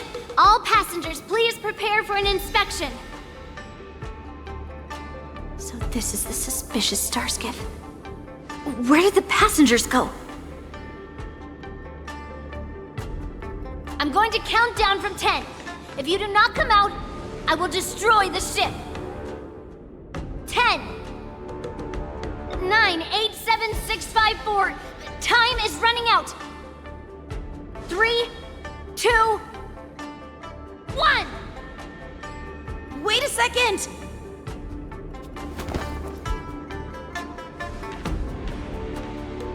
It's me! It's just a routine inspection. You weren't actually going to blow up the ship, were you? Is that also some kind of Zhuming custom?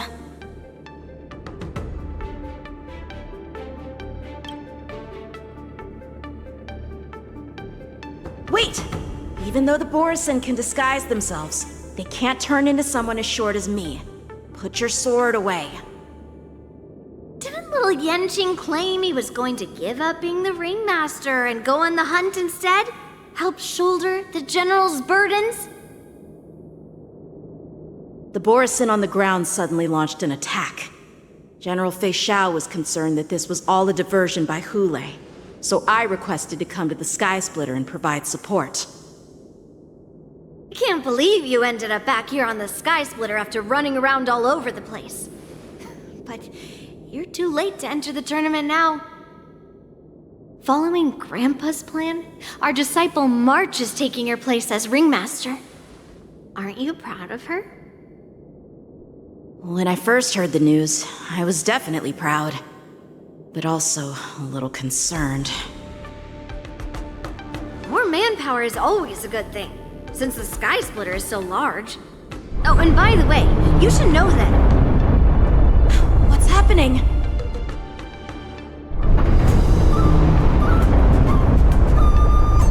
Does it feel like the Sky Splitter has slowed down? Could it be? Come with me. We need to check the engine room. It's the heart of the ship, so we need to prioritize its safety.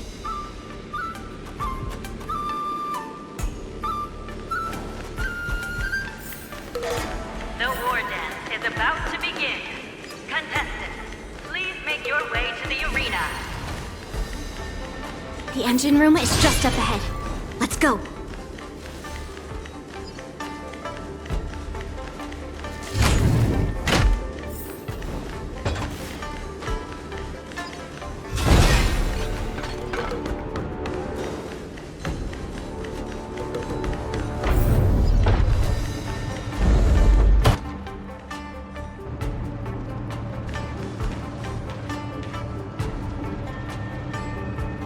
Strange. Why is there no one here?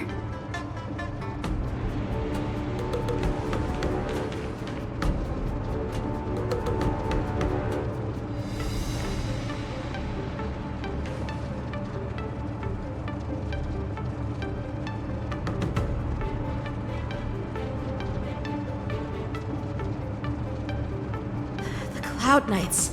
They're over here.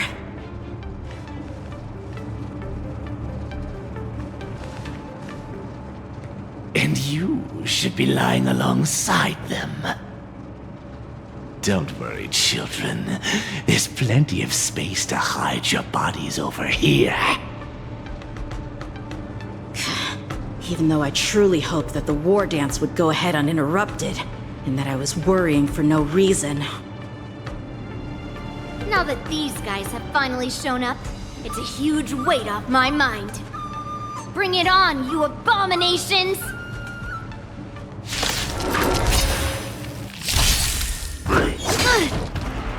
Right on time. Yes, you! Right on time. Dreams do come true. Let the show begin. Existence is unity. All will be swept away by the wind.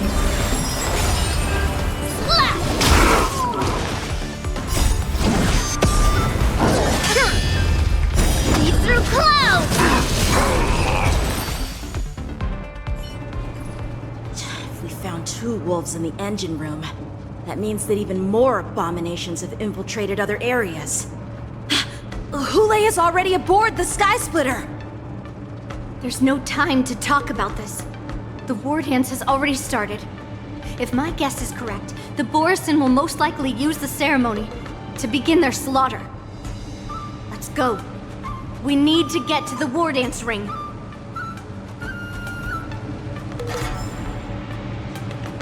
Come with me. To the ring.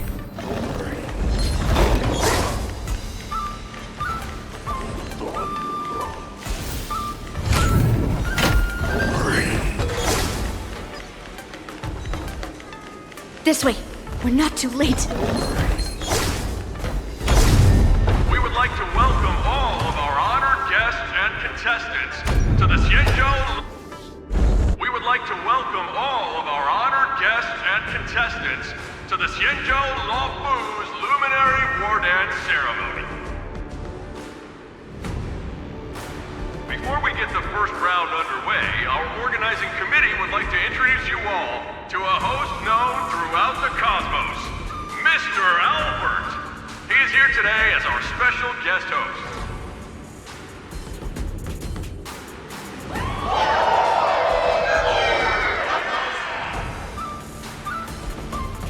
Let us invite our special guest host, Mr. Albert, to the stage to formally open the war dance.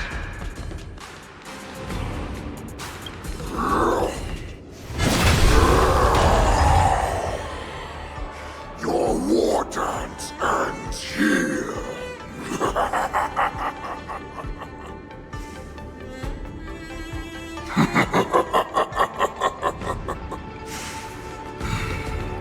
From this moment on, the Sky Splitter belongs to me. And for you, dear spectators, I have prepared a true fight to the death. Now, run for your lives! My apologies. The spectators that you were expecting aren't here. Everyone here actually came to see you. Cloud Knight, prepare for battle! Xianzhou Swords, Cloud Knight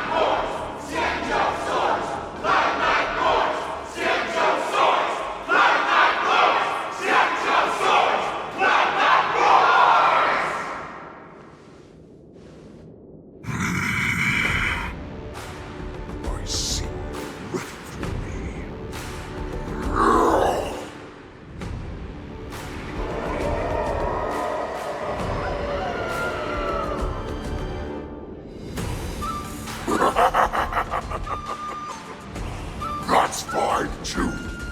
Since you have all prepared for your deaths, come, give me all you've got. Entertain me.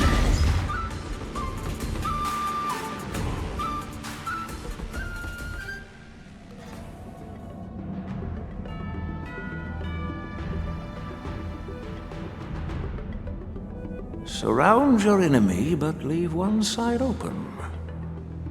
This is your strategy for ensuring that the war dance will be able to be held as usual? Precisely.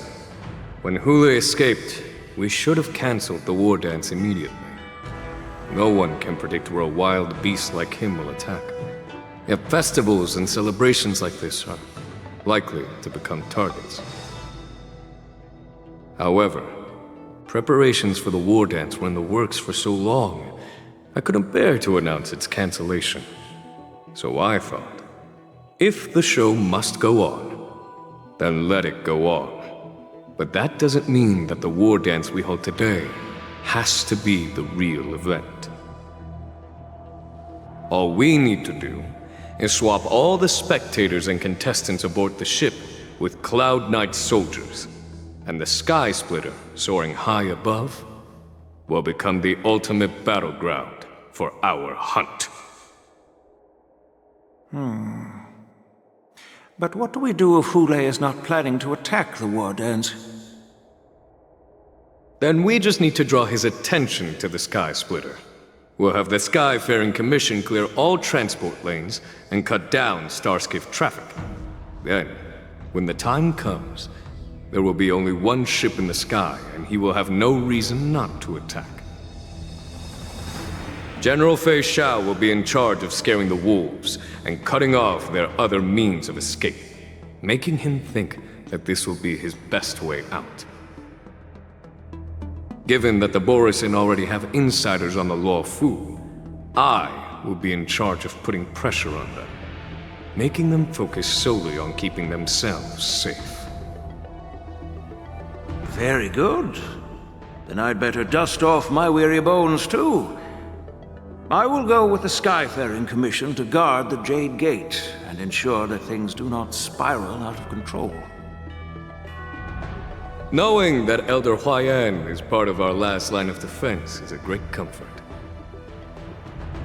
This hunt will make Hule understand that the arrows of the hunt will always be one step ahead of the abominations.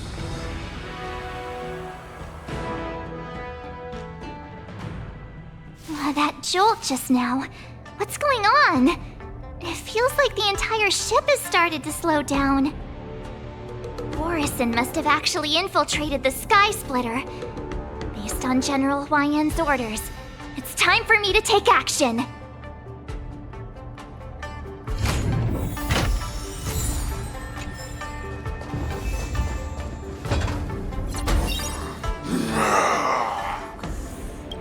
You guys, you're not Cloud Knights acting as Borisin, are you? You're real Borisin, aren't you?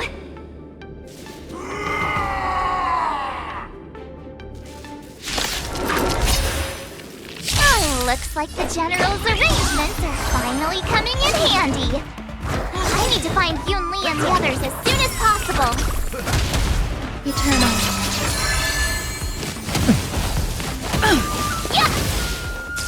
Dreams do come true.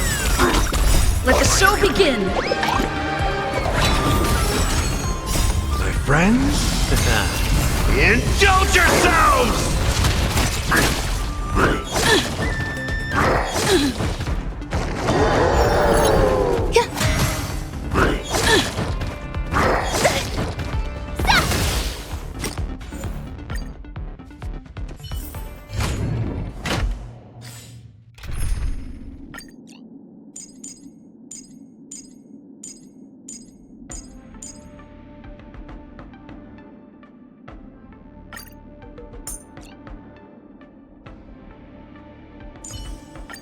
Weird. How'd the master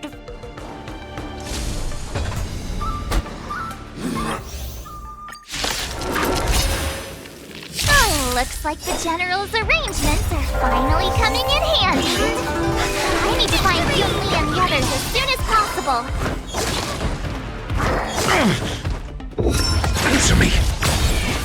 Knowledge, the measure of truth, and falsehood. Together as one. My turn. Free. Yeah. 0 points.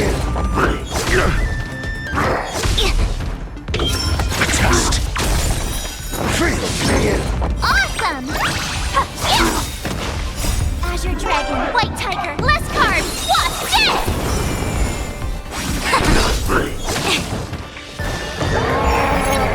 Stick up! Answer me. 0 points. The plan said that if Hule appears, the Cloud Knights will assemble and do everything they can to suppress him. Master Yunli, where are you? March, I'm below the ring.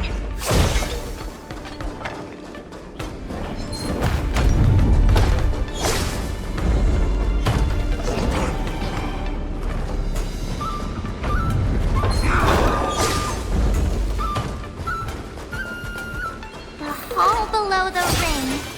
I remember it being this way.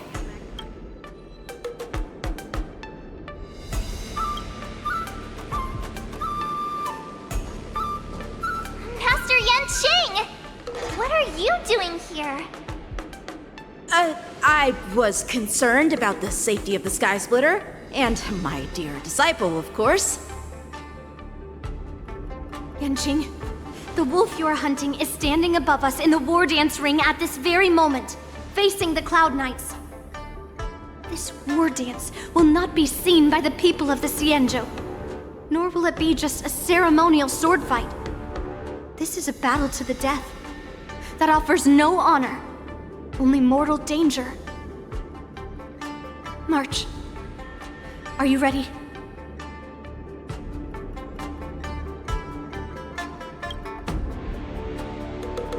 Please.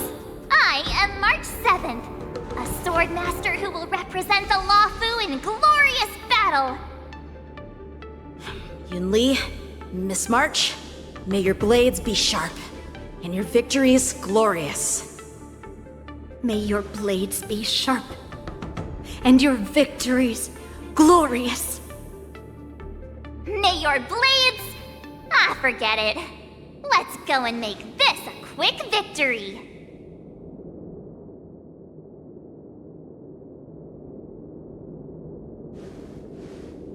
Let's go.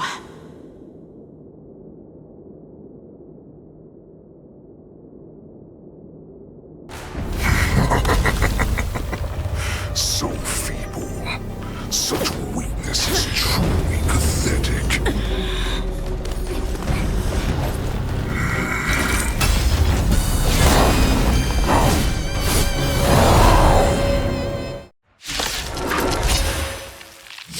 I've been waiting a long time for this, Hule. I simply shall send some young cubs to the slaughter. Remember this! My name is March 7th, Ringmaster of the Luofu. Does the Xianzhou Luofu not have any worthy warriors? I wouldn't let my guard down if I were you. It's about time this old wolf tasted defeat at the hands of a young cub. Take your position. Dreams do come true. The mood is set. Let the show begin. Nice, like a my friends. Indulge yourselves!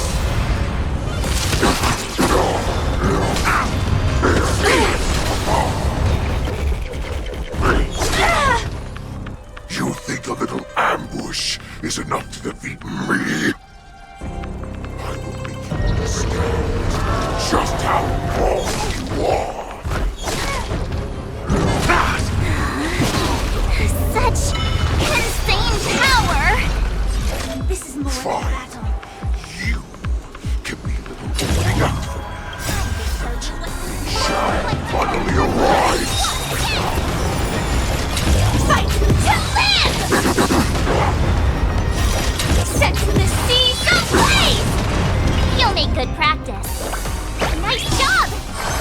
Stay in step. How's this taste? Nice like a good, my friends. Indulge yourself! Swing with all your might, dear gods. Why is Fei Shao still not here? You're bored of these cards. This goes on. You'll all be dead by the time she arrives. Time to show Azure Dragon, White Tiger, less carbs! Watch this! Step up, let's see ya!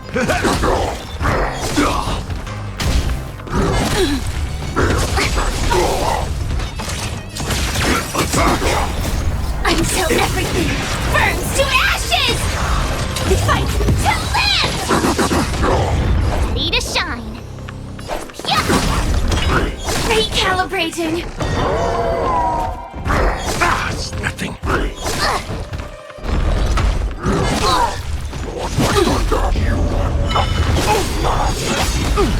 Nice like a good, my friends. Indulge yourselves! The mood is set. Let the show begin! Let's improvise. Firefly set to the sea, so brave! Attack detected! Don't catch up. Recalibrating. Recalibrating. Nice job! Time to mix things up. Thank you. Take your position. I will. Dreams do come true. We fight to live! Not bad. But it will take much more than that.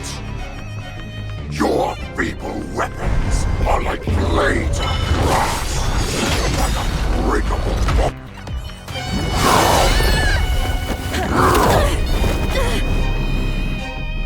I've had enough. Time to finish this game.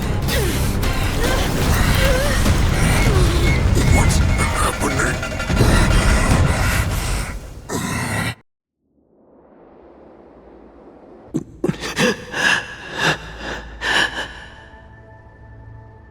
Secrets are a weapon that a hunter cannot live without.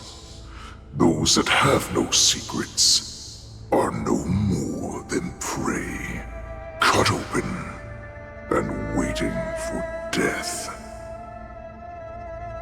What you're saying is, in your eyes, I am no more than prey that has exhausted all of its secrets and is simply awaiting its death. Do you think you have some other escape route? Jiao Cho, I have already peeled back your disguises and defenses, layer by layer. I know all the secrets that you and your general have buried so deep. But you have told me all of your secrets too, Warhead.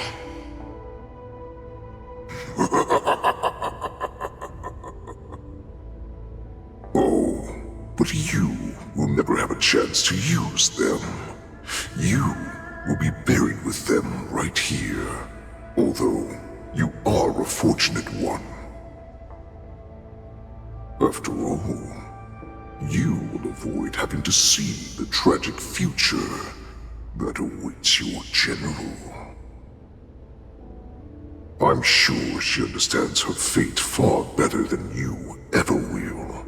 One day on the battlefield, she will be overpowered by her ever-intensifying moon rage, and finally be torn apart by her fury and transformation. Not even your god can save her from this fate, although they can lead her to liberation. And the only way to save her is here, in my hands.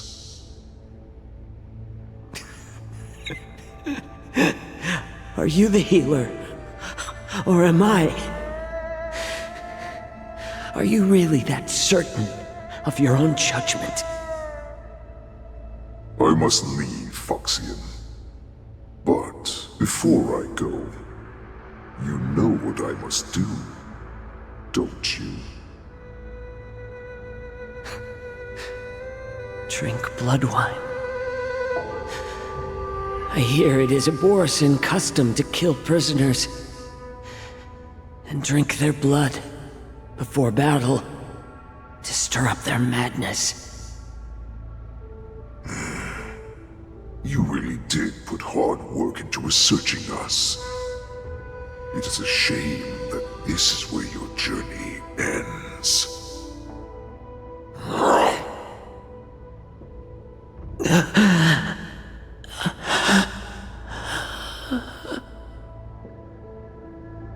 Are you the healer, Jiao Zhou?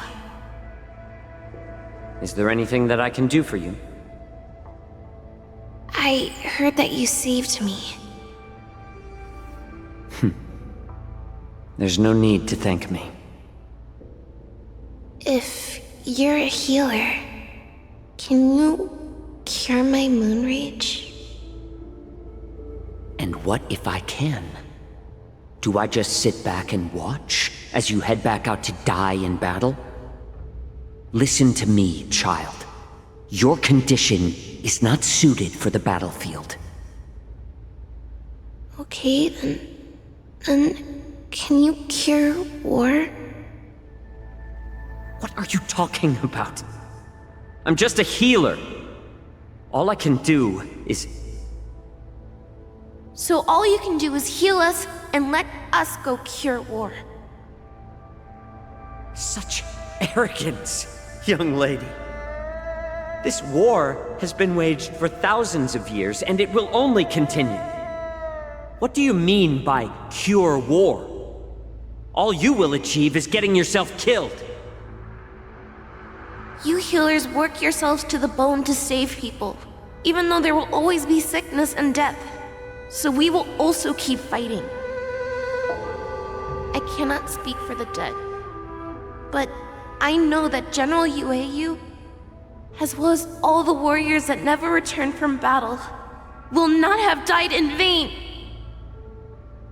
They fought so that others could make it home alive. Your actions are no different.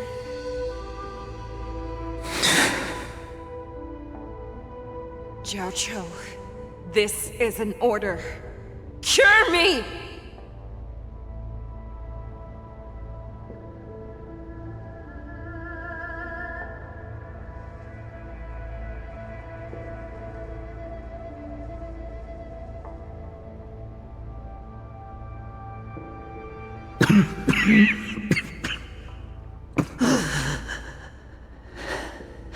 Those who have no secrets are no more than prey, cut open and waiting for death. Enjoy the taste of my fresh blood, Hulei. Unfortunately, I am not a man without secrets. I still have one little secret hidden up my sleeve. Tumble dust. I drank it a while ago, and the poison is already flowing through my veins. Sooner or later, you will begin to feel the effects. If the most lethal poison known to this world is able to save innocent lives, then it can also be called a great medicine. I will do my best to cure you. Fischl, I kept my promise at the cost of this insignificant life. Bring victory to the Yaoqing.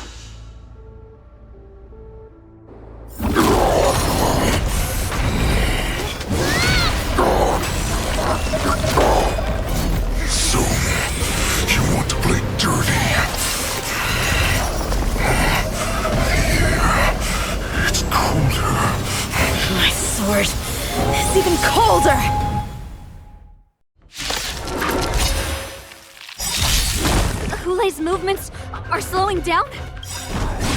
This is our chance. It's time for us to put this dog down! Nice, like my friends. Indulge yourselves! Time to show you Azure Dragon, White Tiger, less carbs, what's this? Decided to play your... Nice job! Until everything burns to ashes! Set the seas ablaze! Fight to live! Take your positions. Dreams do come true. I'll catch up. Recalibrating! Not very sportsmanlike.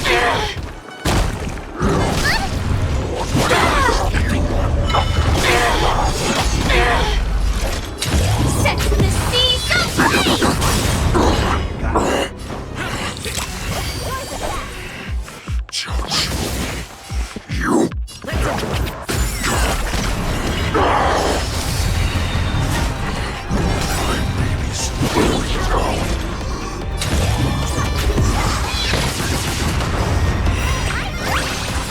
Not me. You can defeat me. Dragon, White Tiger, less carbs, what's this? Nice, like a good... My friends? Indulge yourselves! Recalibrating! Set the seas ablaze! You may be hard to kill. That does not mean you cannot be overpowered. Impossible! How could a mere whelp defeat me?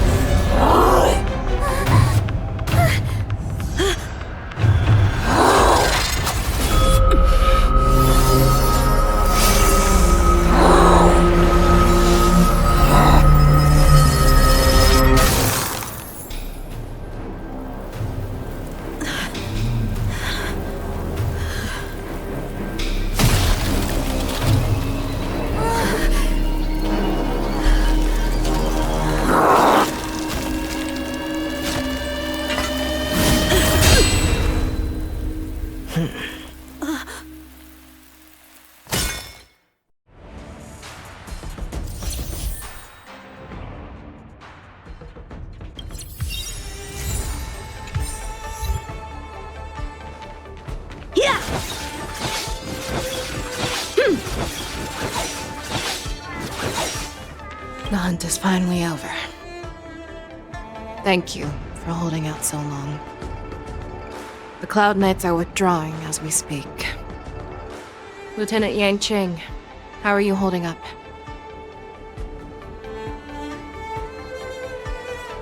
I thought I was done for. I wouldn't want General Jing Yuan to lose the disciple that brings him so much pride.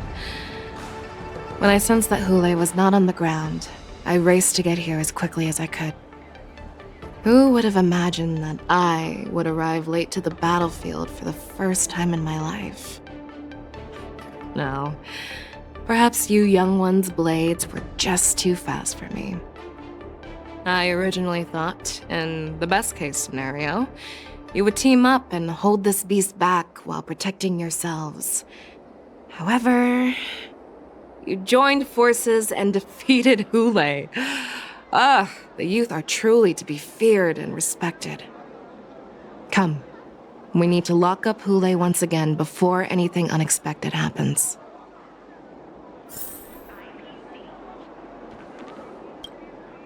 Oh, I was so scared. I thought you were a goner there. We're so lucky the General made it in time. Yanqing, that was amazing. That final blow you dealt to Hulei. How have I never seen that before?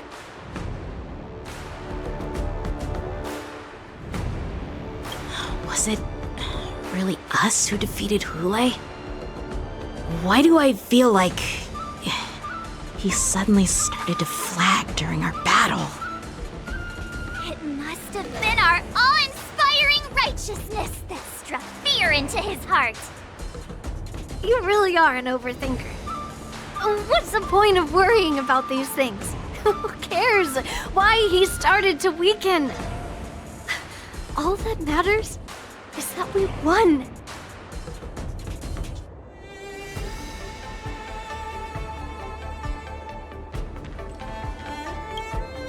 Such an unforgettable blade. So similar to the one wielded by that woman who defeated me all those years ago. Over 700 years have passed, and I thought I would have a way to overcome it by now. But in the end, my fangs and claws were too slow.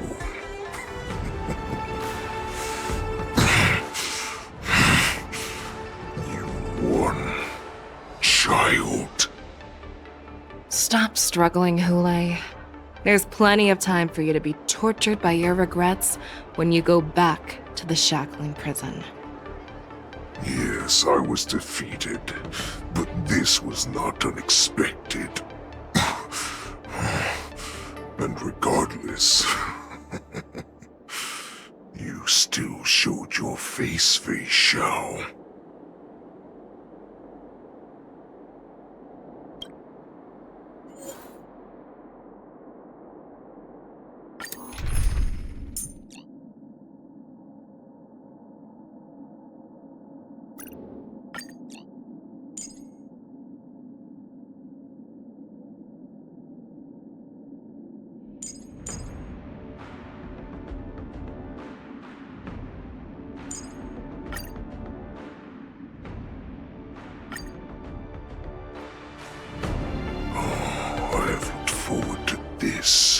For so long. Our little hunting game has finally reached its climax. I told you before, I had a path prepared for you. You've doomed yourselves. As I meet my demise, so shall the entire Xianzhou Longbow. The crimson wound in my chest will make this place shine with blood. I will drive all Foxians to madness in their fear, craving slaughter without end. What now?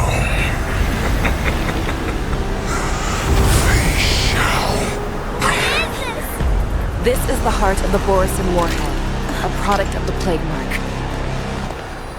I'll leave the next part to you.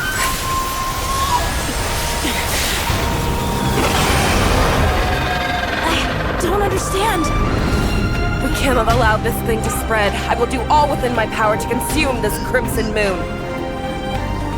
Once the situation changes, Lieutenant Yanqing, you are to enforce the Cloud Knight's military rules. Understood.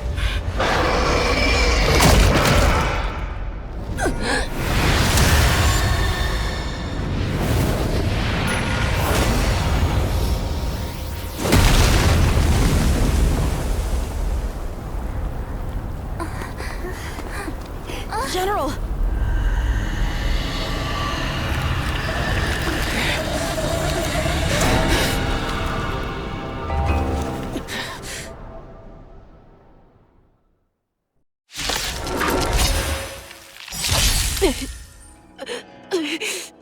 Die, Borisin! What? We clearly don't have wolf ears.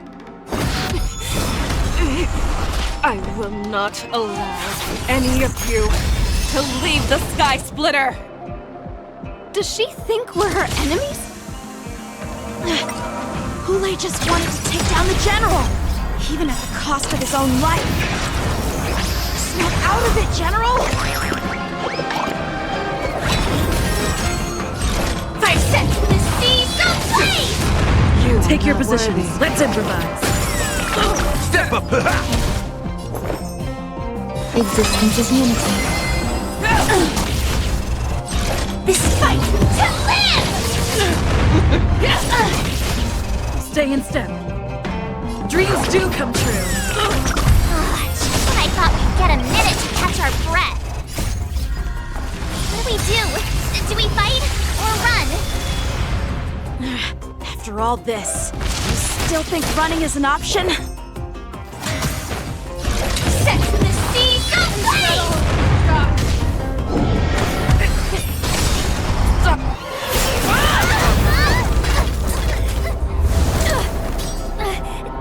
We can't let her get away! But do we stand any chance at all?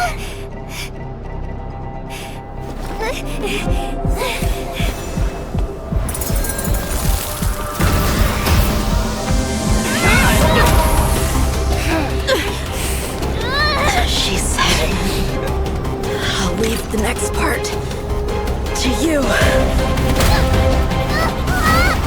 She put her faith in us! Trying. I promise. I will cure you. Fei Xiao. No one can live forever, Zhao Zhao. This time, I must break my promise.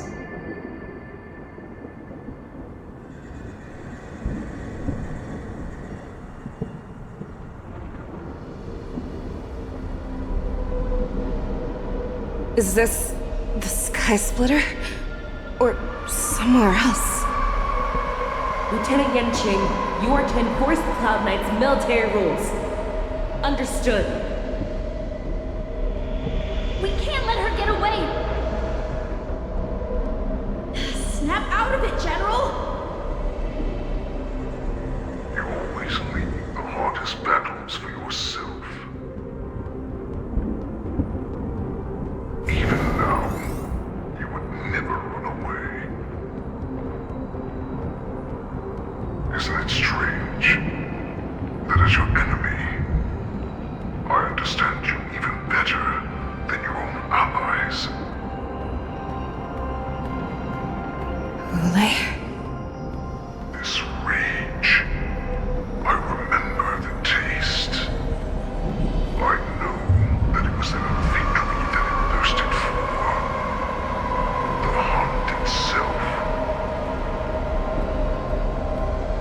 Isn't that right, Fei Xiao?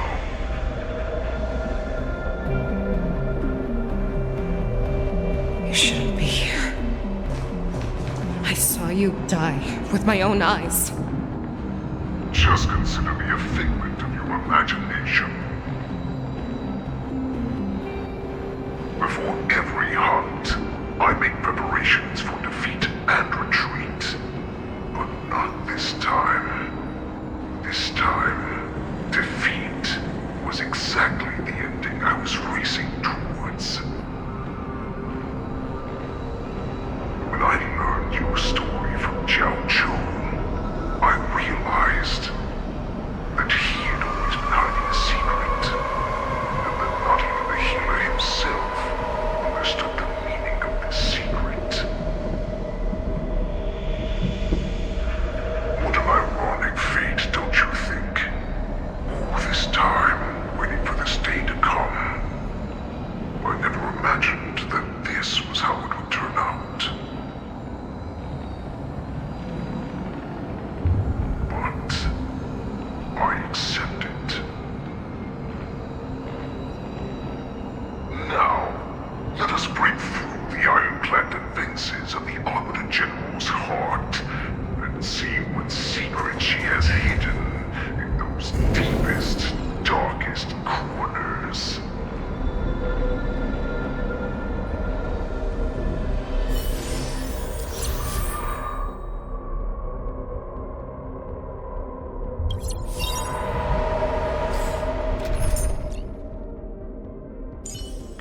Show me some of that.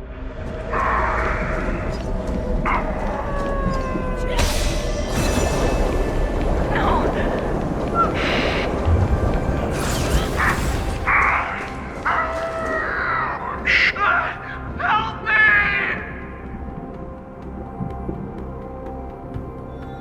They have you fight to save the weak.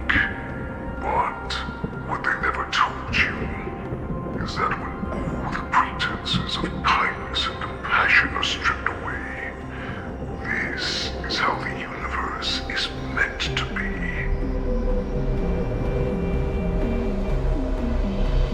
When the Xianzhou is weak, they play the victim so they can win your sympathy. When they are strong, they make you their avenger and have you fight in the name of justice. I found it. This is your shadow of doubt.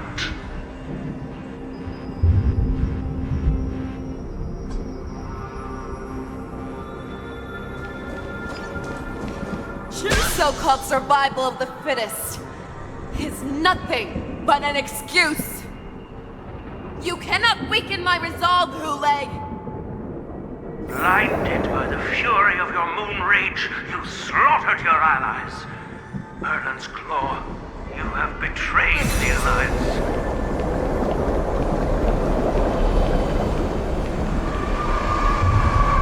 Your actions are no different from those of the abominations we stand against. At the end of the day, it is the blood of the abominations that runs through your veins. One day, you will inevitably become an enemy of the Alliance. Cloud Knights, formation!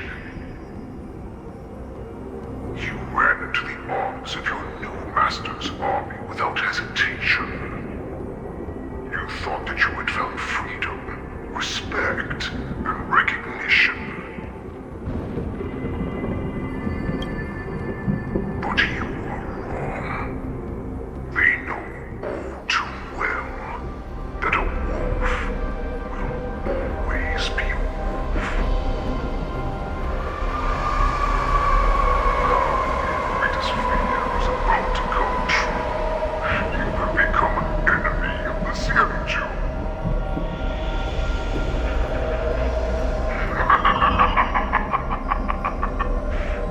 This is your fear.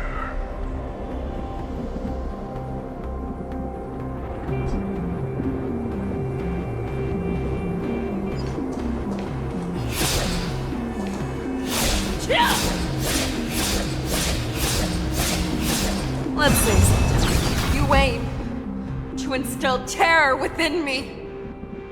Yet all of this is nothing but a phantom!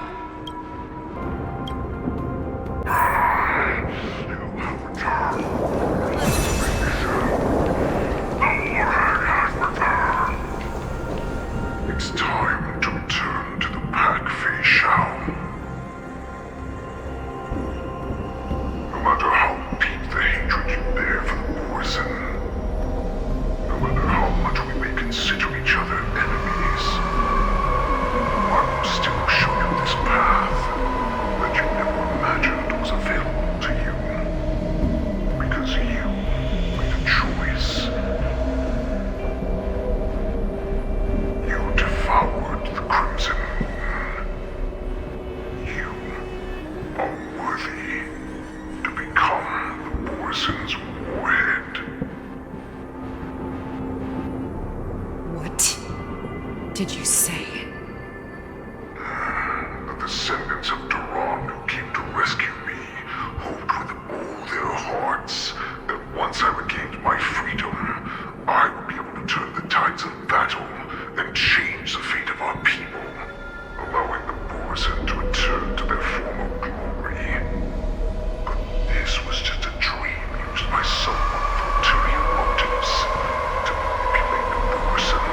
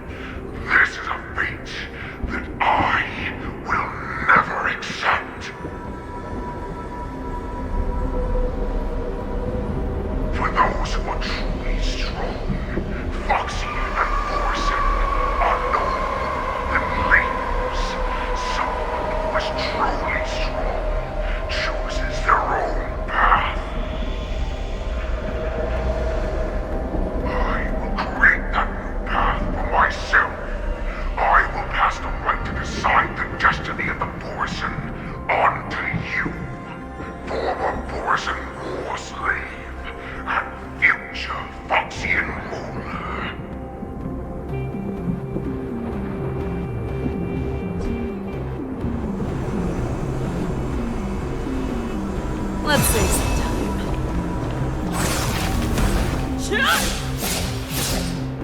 Your healer, Jojo, served you with such loyalty. He was even willing to die in order to cure your rage.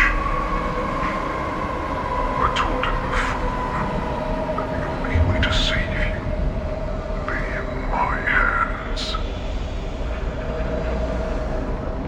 If you just nod your head, you will awaken from this nightmare that the Crimson Moon has inflicted on you, and your body will be born anew. From that moment, you will no longer be trapped by your rage.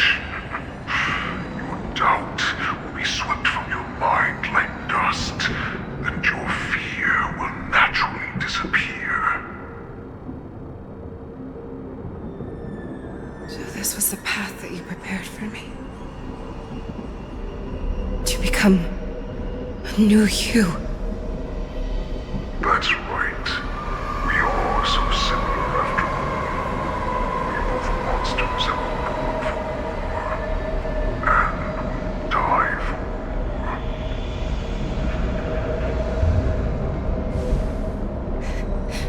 I'm sure my answer doesn't need much explanation.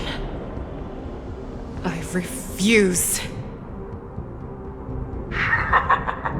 I told you before, Foxian and Borisin are no more than labels. You can be whoever you want to be. You can do whatever you want to do.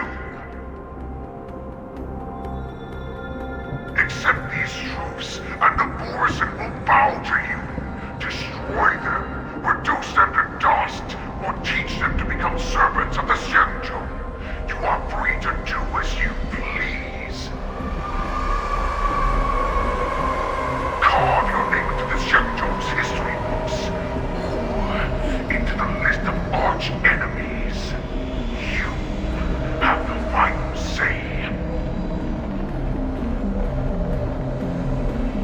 You do not understand, Hule. You have no idea what it is that I truly desire. When I was just a child, I stained my hands with blood for the first time, in order to escape the whips and shackles of the Wolf Masters.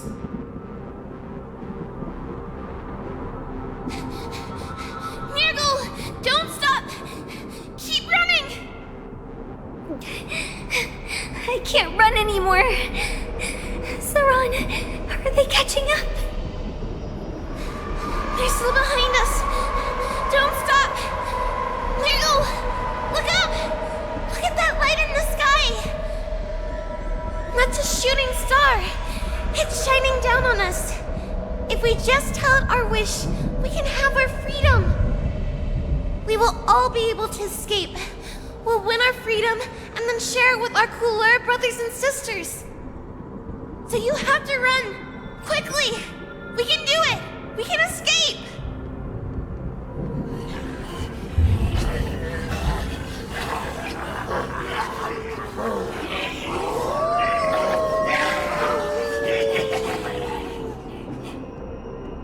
Nirgal! Run with me! We ran and ran with all the strength we had. But we ended up losing each other. I escaped the hunting pack and encountered a woman that could fly. Cloud Knight. I imagine you kept your promise.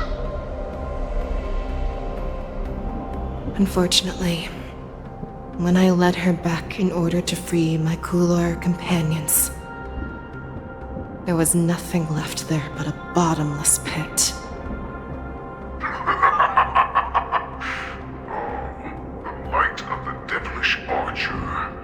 A star of calamity that strikes the ground and leaves only devastation in its wake.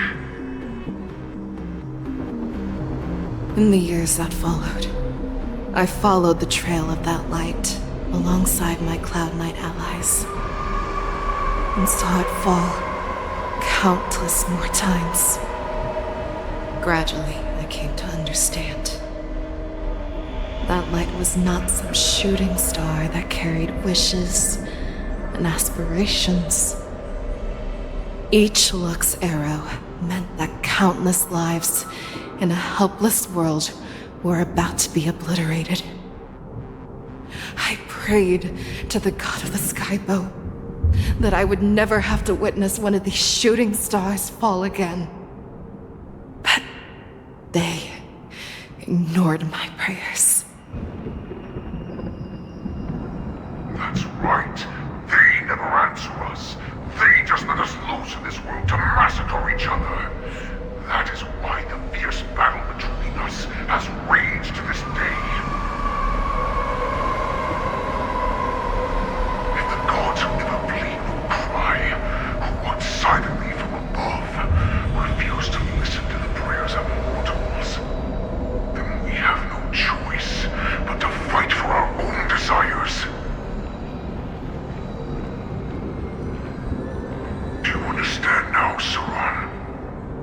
You and I are similar in more ways than you think.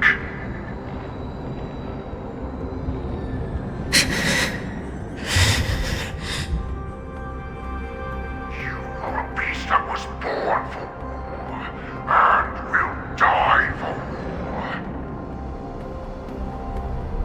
Perhaps. So, what is it that you yearn for, Hule? Why is it that you fight? I fight so that I can turn the stars above into a great wilderness for Borison to roam. What about you, Saran? I fight so that one day I will never have to witness another shooting star falling to the ground. So that just one more person can live and return to the Yaoqing alongside me. You would resist becoming the person you were supposed to be.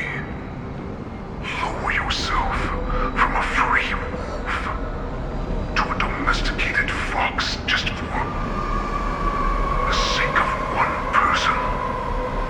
Have it your way. I will use your fear and doubt as my nourishment. I will seize you and devour you. I will replace you and become a shell. We are so similar. Both monsters that were born for war and will die for war. You were right when you said that, Hule. So, I shall pray to the heavens. Even if they do not respond to me, I pray that the arrows of the hunt will pierce the heart of every monster.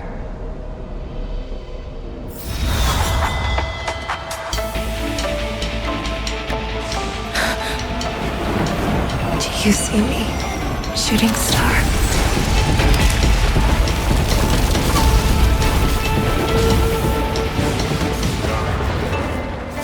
The knights are sworn to protect the Xianzhou. I will uphold this vow until my very last day.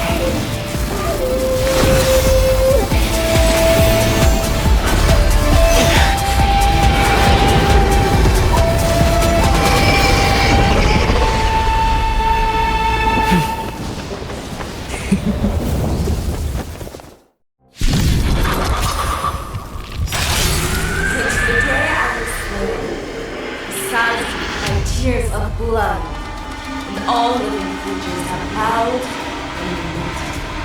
I once made strong and hunted the weak. Now, I will use your air beast as my weapon, and your name as my prey. Fei Xiao!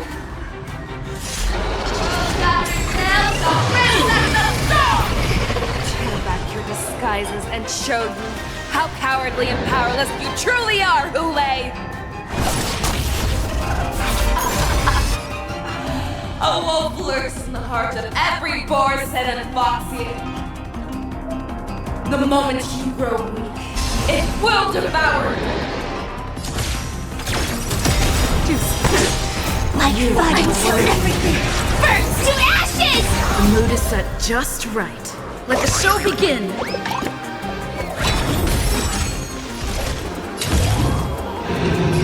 Set the seas aflame! Fight to live! You make your move, Hule. Never hesitate! That won't do. Take your positions. You are not worthy. You are not worthy. Set the seas aflame! I swear to be the Forever triumphant! Victory is inevitable! Bicycle, my friends. Indulge yourselves! Make your move, Hule. Fearless no fear! That won't do. Dreams do come true. This is my fight to live!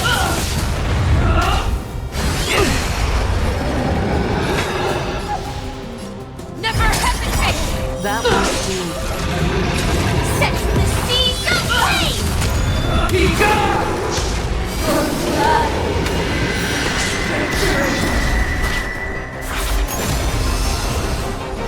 The mood is set. Let the show begin!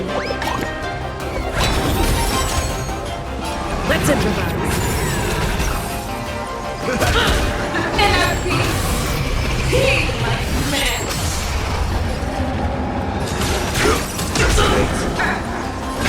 The fearless knows not fear! That won't do. I swear to be Forever triumphant! Victory is inevitable! Stay in step. Time to mix things up. Support. Devour the heavens! And envelop the earth! In the mood for another beating?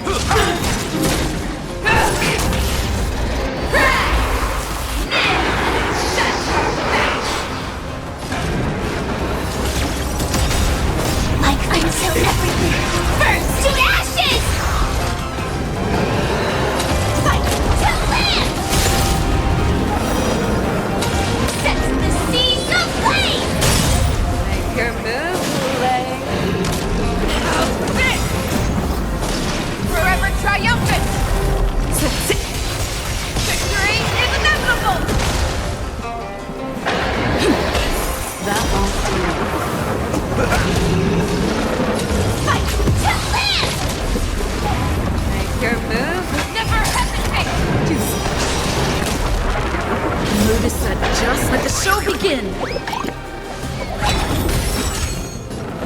Dreams do come true. That won't do.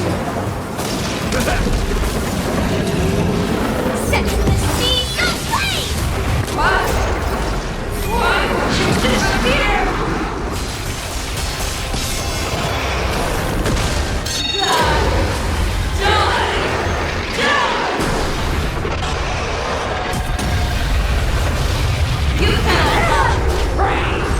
Firefly Type 4 in position. Fight to live! Set the seas aflame! Our little hunting game ends here. You're falling apart on your own. I swear. Mighty light of the heavens, wolf in my heart, come to me. We shall conquer as one. Victory is inevitable!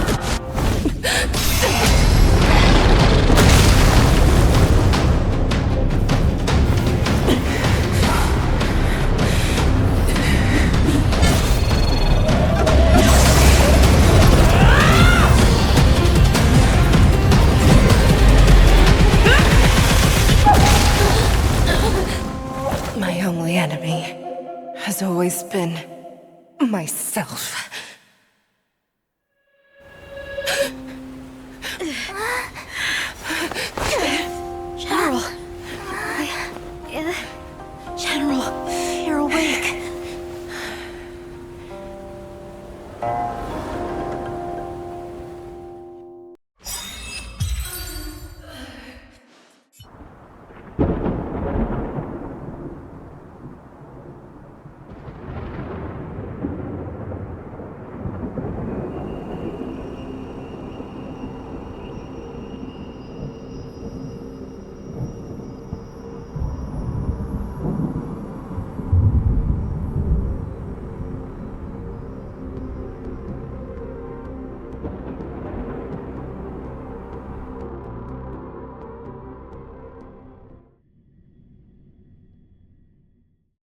I'd like to hear their explanations.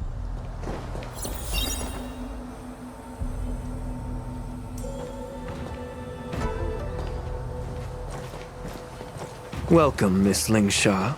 I am Preceptor Tauron. Greetings, my honored preceptor.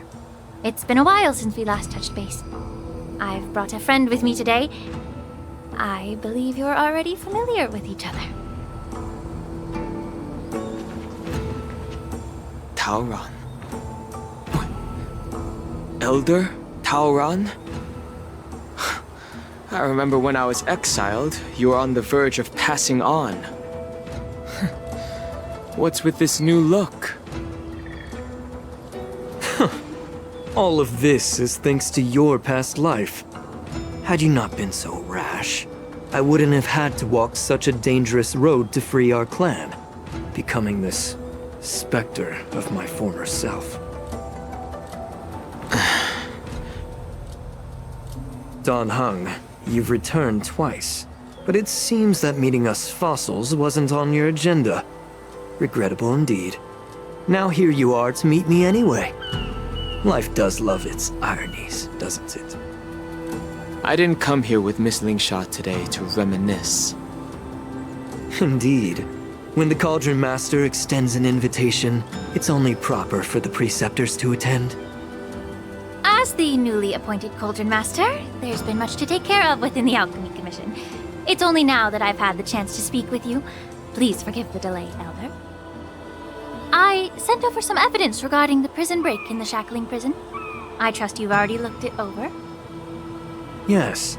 You sent us the remains of Mara-struck soldiers, a map of the Shackling Prison, and a semblance reversion essence pill. These are the remains of assassins who used Cloud Hymn magic to conceal their tracks. They aided in the Borison's escape, allowing them unimpeded passage through the Shackling Prison. That marked-up map is a map of prisoners' escape routes. Vidyadhara craftsmen once made blueprints for the prison's construction, so I imagine, Mr. Tauron, you have a similar map in your possession. This pill is semblance reversion essence. Indeed. I helped plot the prison break in the Shackling Prison. So, the disciples of Sanctus Medicus joining forces with the Lord Ravager to stir up trouble in the Alchemy Commission, the introduction of the Stellaron, and the Ambrosial Arbor's resurrection all have something to do with the Vidyadhara. That's right.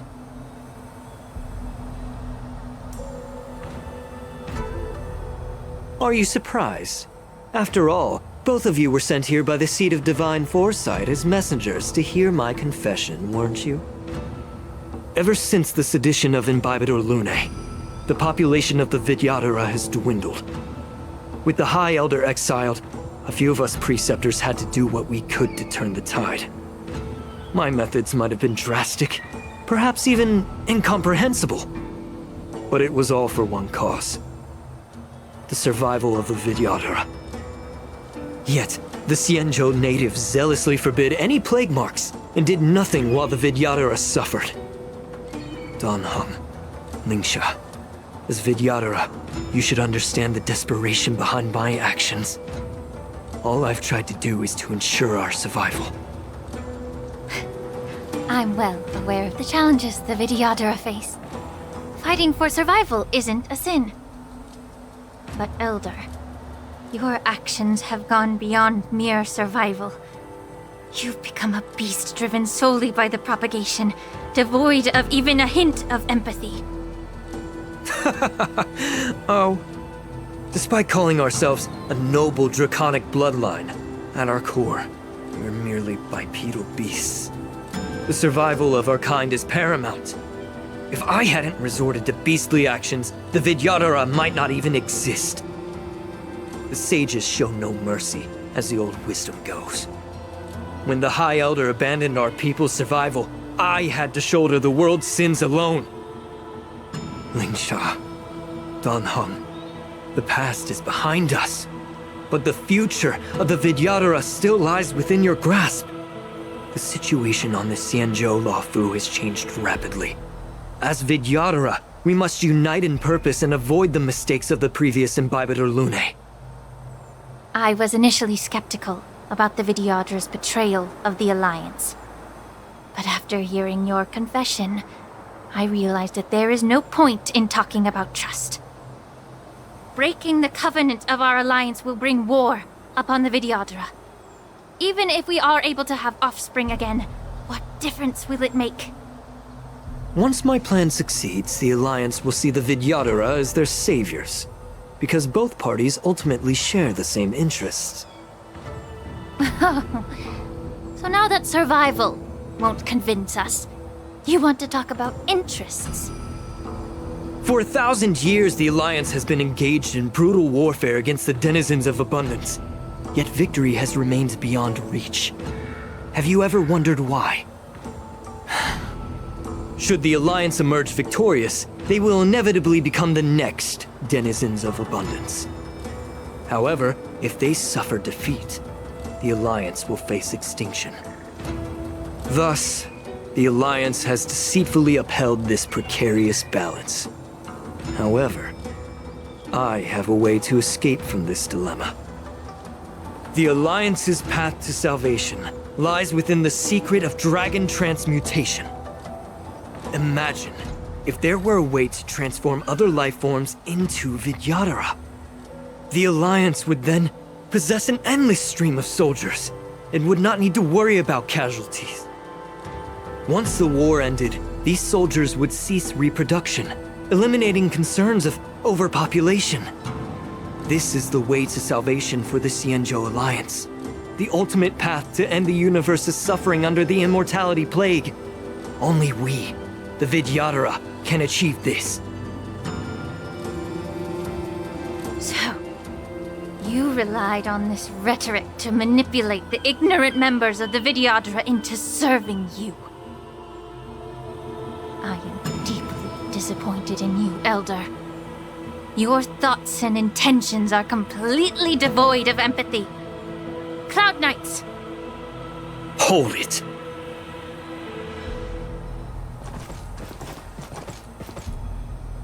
Miss Bailu! Mr. Danheng and Sister Lingsha! Everyone's here? You think I don't know why you're really here? Jing Yuan sent you here to test me, didn't he? According to the oath between the Alliance and the Vidyadhara, it's forbidden to spill Vidyadhara blood on their own territory. Are you all ready to violate this oath in the presence of the Lawfu's High Elder? Dragon Lady, there's no need to panic. Elder, the Vidyadhara's sacred grounds and the High Elder are not to be used as pawns in exchange for your life. You talk a big game. As if you have the nation and the people's best interests at heart. But when it really matters, you use a small girl as your shield. It's ridiculously pitiful. I've said it before. Survival is never a sin. We are all Vidyadhara, so you should understand my intentions. And as a Vidyadhara, I will leave for you a dignified solution. Leave the Scale Gorge waterscape immediately, and appeal to the top echelons of the Alliance. Let the 6 charioteers hold a trial, and sentence me to exuviation and rebirth.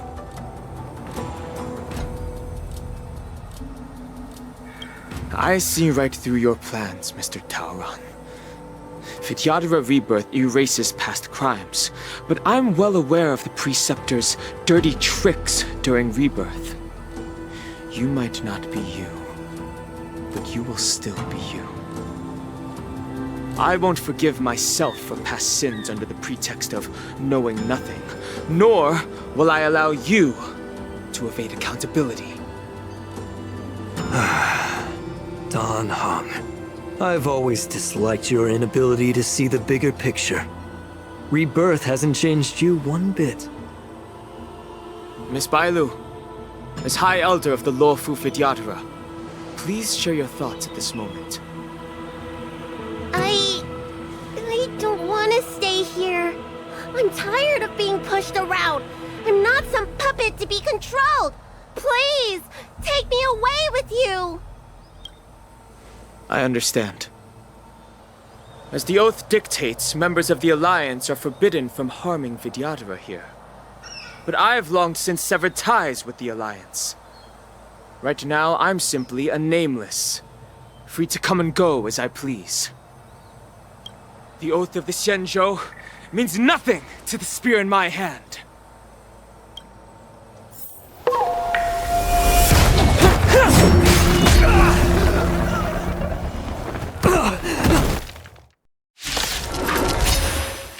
Get them! Do whatever it takes! Make sure they don't meet you alive. Time to test our rapport. Let's improvise. The mood is set. Let the show begin!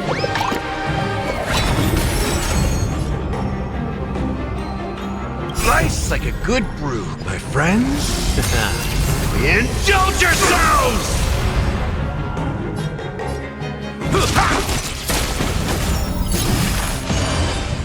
May the foul stench dissipate quickly. Time to cleanse the filth. All will be swept away by the wind.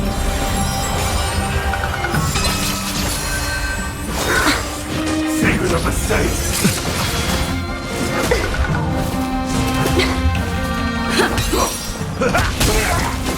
Be of your body and mind. Everything in this world is bleeding.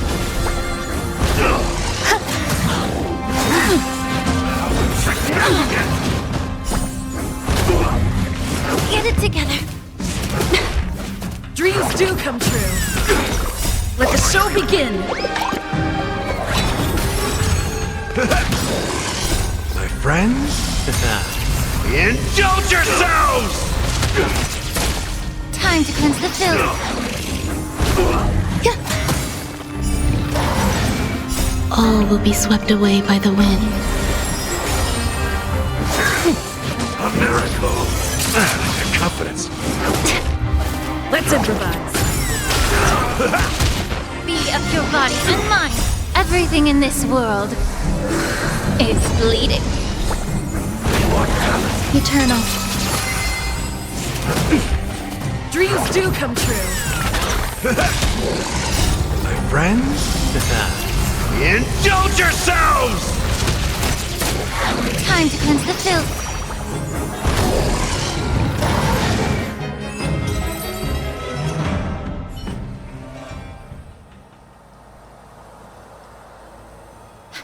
Dragon Lady, are you all right? I'm fine. Thank you for rescuing me. You actually came here in person?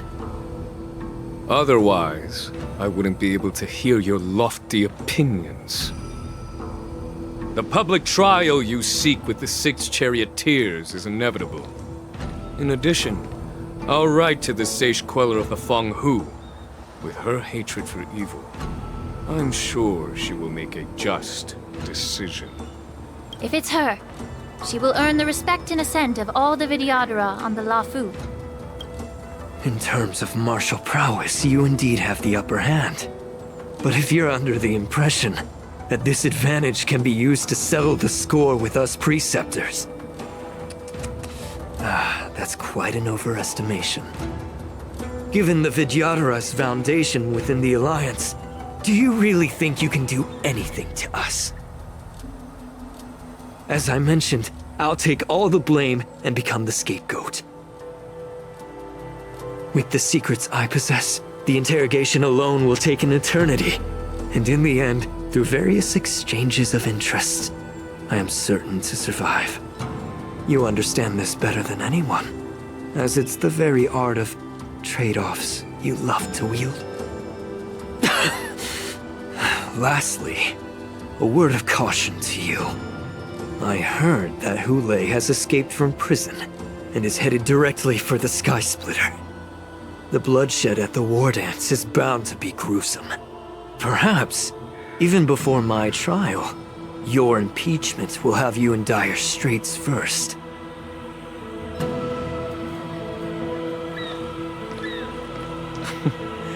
Regrettably, Mr. Taoran, the Sky Splitter only hosted Cloud Knights today. No audience. And just moments ago, Hule was executed by the Cloud Knights.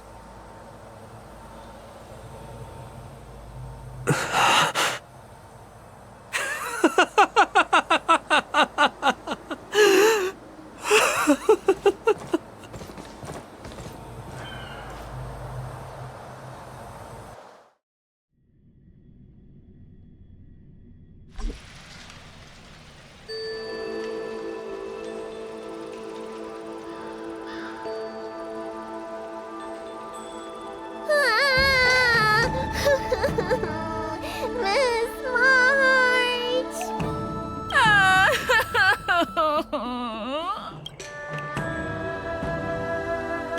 Miss March! My dear Miss March! I was only in the bathroom for a little bit, and you've already arranged my death? Hey, can't you play some normal games with Dragon Lady?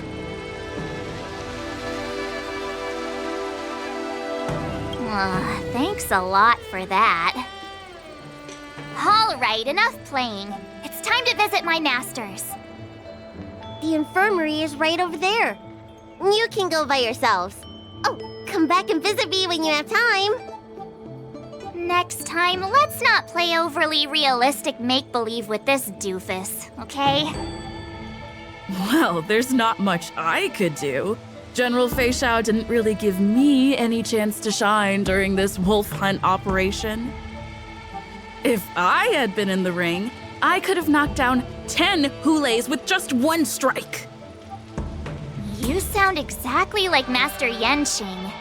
But for now, both he and Yun Li have been forced to go to the Alchemy Commission for some well-needed rest. I'm the least accomplished in swordplay, but I came out unscathed. I really ought to thank my masters for taking all the blows on my behalf.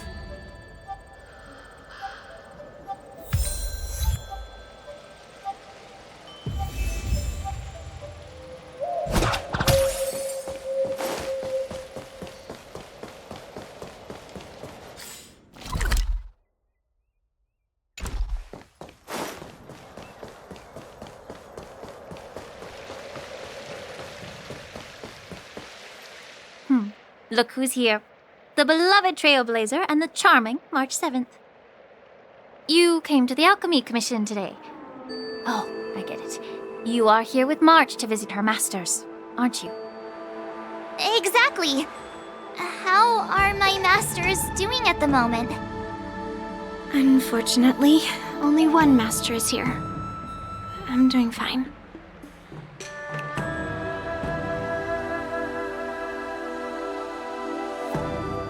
I'm just following the doctor's advice. Miss Bailu said I could take a stroll, so here I am. Your Master Yenqing wasn't as lucky. He's probably still in bed. Considering the intense battle with Hule, and then with General Fei Shao, the rigorous sparring session with her, his small body couldn't take it anymore. Master Yun Li, didn't you also engage in combat? The little babies from the Luofu just don't have the resilience that us kids from the Juming have. I heard from Modza about the tough battle against the wolf troopers. You fought alongside Modza. Did you get hurt?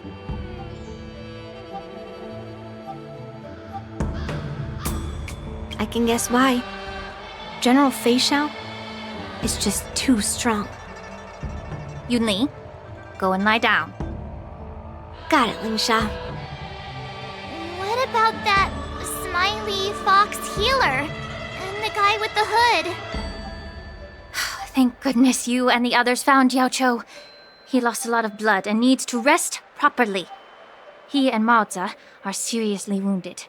I've had to forcibly confine them to the Alchemy Commission. All 3 from the Yaoqing are critically injured. But fortunately, the Xianzhou Laofu has a miraculous healer lady. It's a silver lining in this misfortune. It looks like the entire delegation from the Xianzhou Yaoqing is gathered at the Alchemy Commission. Why don't we go see General Fei Xiao and bring her some fruit? I would normally say no, because they need to rest. But, alas, what can you do when the two of them have a leader who is just as restless? General Fei Xiao just slipped out of the recovery room. She thinks she's so sneaky, but I know everything that happens in the Alchemy Commission. If you're looking to meet her, the luminescent depths might be your best bet. I spotted her heading that way earlier. The sound of those footsteps. They must belong to General Fei Xiao. Out and about, despite the doctor's orders. What a coincidence. Someone else who refuses to listen to the doctor's orders. Well, being a doctor myself, I don't think my knowledge of my own body is inferior to the Dragon Lady's. The healer does not heal himself. Don't try to act tough in front of me. I'm sorry, Zhao Chou. I didn't expect you to use poison that way. What a miscalculation. If only I'd found you sooner. If only I hadn't sent you to the shackling prison. The way you're speaking, is this really the Fei Xiao I know? Or could it be a Borisin assassin, imitating your voice to take my life?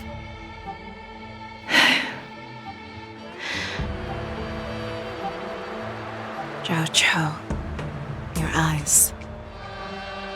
You can't see anymore, can you? I can still clearly hear the sound of the waves. That's enough for me. Don't blame yourself. You know what I'm more concerned about? Has your body had any changes since you swallowed the Crimson Moon? I'm not sure. There don't appear to be any changes. However, the many doubts that once plagued me have dissipated. I never thought I'd live to hear you discuss your health again. But thanks to Moza and that child, the price I've paid seems trivial compared to what we've achieved. I hold no grievances, Fei Xiao. I am content.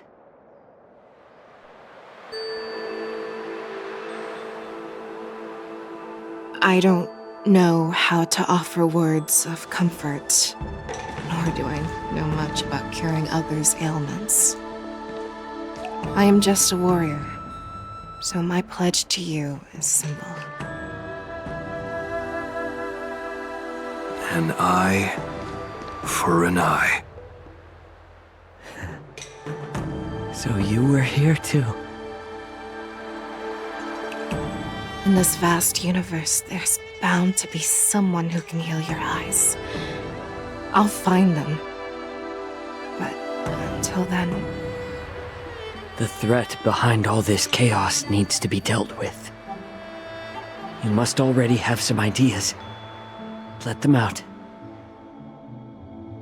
The resurgence of the Sanctus Medicus and the gathering of the Borisin are merely distractions orchestrated by an unseen force, meant to divide the Alliance's attention. Unfortunately, they picked the wrong fight this time. Once we return to the Yaoqing, I'll personally lead the Verdant Knights into battle. I vow to take down a Lord Ravager and teach the Ruined Legion the true meaning of the hunt.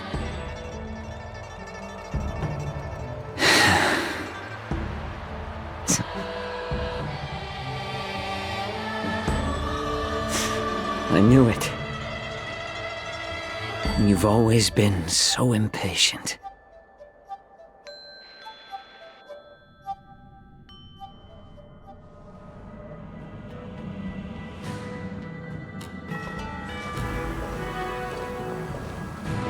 I apologize for my tardiness once again. The Alchemy Commission detained me for some time for a health examination.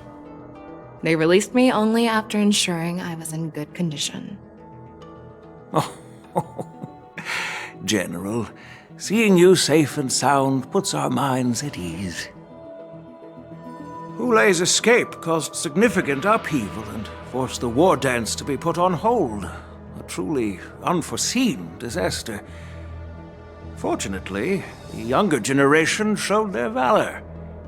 They bravely tackled the crisis, putting an end to the disaster and providing a glimmer of hope in a dire situation. Before Master Diviner Fu Xuan's departure for the Yutre, I consulted with her about the war dance. She left a note stating, "The hexagram oscillates between thunder and heaven, a sign of great power," assuring us that we would successfully navigate any challenges. She advised me to trust the younger generation's abilities and let them lead. Her predictions, it appears, have come true. It's just... the Xianzhou Luofu's long-standing duty of keeping Hulei imprisoned ended with his death on the Sky Splitter. This event is likely to bring much criticism from the Alliance's upper ranks. However, Hulei's demise might actually be a blessing in disguise. Broadcasting this news could derail the Borison's resurgence and quash the ambitions of those who wish to take advantage of his return. Hand over Hulei's remains to the Xianzhou Yaoqing, and I'll handle the explanations to the Alliance. But what about the war dance? While the Wolf Hunt mission was a success, the events on the Sky Splitter remain a secret. However, the news of the Borison's attacks on the streets will spread like wildfire. The war dance was interrupted, so it must be reconvened. As for the people who witnessed the attacks, beyond placating them, we also need to show them the Xianzhou Cloud Knight's fearless dedication. On the war dance's opening day, Rogue Borison attempted to stir up panic, but was swiftly neutralized by the Merlin's Claw and the Cloud Knights. A genuine tale of heroism that will captivate and calm the public. As Elder Huayan suggests, the Luofu will do its best to heal the wounded and compensate those who were affected. We aim to reopen the war dance in the coming weeks. This settles the immediate concerns on the Luofu, but my thoughts linger on the orchestrator behind these events. From the onset of the Ambrosial Arbor crisis, the Xianzhou Luofu has experienced numerous disturbances, directly linked to the Lord Ravager Fantelia. Her attempt to infiltrate the Xianzhou with the Borison and sway the Luofu preceptors to join the Sanctus Medicus's insurrection was unsuccessful. But I have a feeling that she is indifferent to the success of her plans. Rather than outright victory, Fantelia's motives seem to lie in breeding discord and chaos among allies. Should the Alliance fail to mend these rifts, it risks disintegrating into a pile of sand. The goal of the Xianzhou Alliance has not changed for thousands of years. Perhaps we should point the weapon in our hand toward this new adversary. I plan to bring this matter before the Marshal following the war dance. With Elder Huayan's insight, one wonders how the Marshal will react. It's clear we're engaged in a game of chess not seen in thousands of Amber Eras. A game where even the strategists become pawns in battle.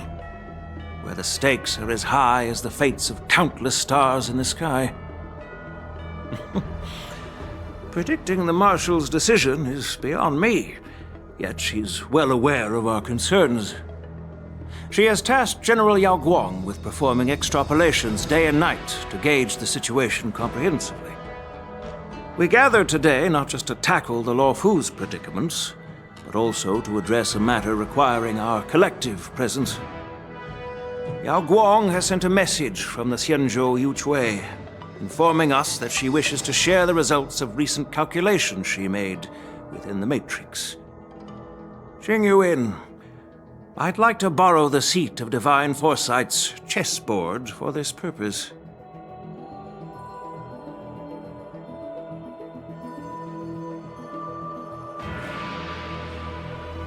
Hello, everyone. It's been a long time. Over 3 decades have passed since we last convened. And I've dearly missed each of you generals during this time.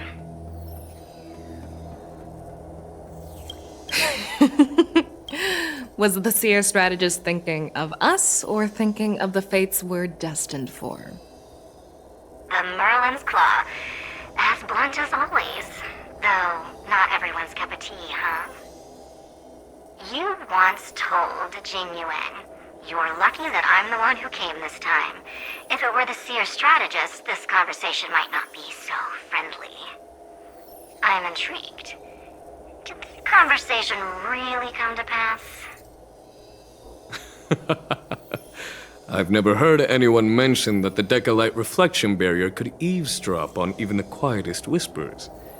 It appears that the Marshal sent not just 2 generals to the Luofu, but an uninvited 3rd guest as well. People have been saying that Mr. Jingyuin's intellect shines as brightly as the seer strategist's. With the Luofu caught in such strife, the Yuchue couldn't just stand by and watch. Seer strategist, our time with the Yellow Bell is limited. Let's get straight to the point. Alright. Thanks to Mr. Jingyuin, the interrogation of the 2 prisoners on the Yuchue has concluded. Mr. Jingyuin's speculations were correct. Of the crimes they confessed to, planting a Stellaron on the Luofu was a complete fabrication meant to mislead. Their real aim was to secure a meeting with the Marshal to present their Godslayer protocol, a strategy they firmly believe in. And what was this grand strategy proposed by Jing Liu and that traveler? The narrative they painted was vast and difficult to put into words. It all revolves around the coffin of the blonde traveler. To be precise, it's the remnants of the propagation. The remains of the Swarm Author? More accurately, it's a fragment of the divine body. In the future they depicted, this fragment serves as the final nail, sealing the fate of the plague's author and securing its doom. Before reaching that point, battling the gods necessitates a larger alliance. Hence, they sought out an ally for the Xianzhou. I assume you've all heard of the famed Genius Society member number 81, Ron May, haven't you? The Eye of the Yuchue has just seen this uninvited guest arrive on the Xianzhou Luofu. 3, 2, 1. Right on time. Now, as for the best way to receive our distinguished guest, I'll leave that in your capable hands. Do you remember your name? My name is Tingyun. I serve as an ambassador of the Whistling Flames Merchant Guild on the Xianzhou Luofu.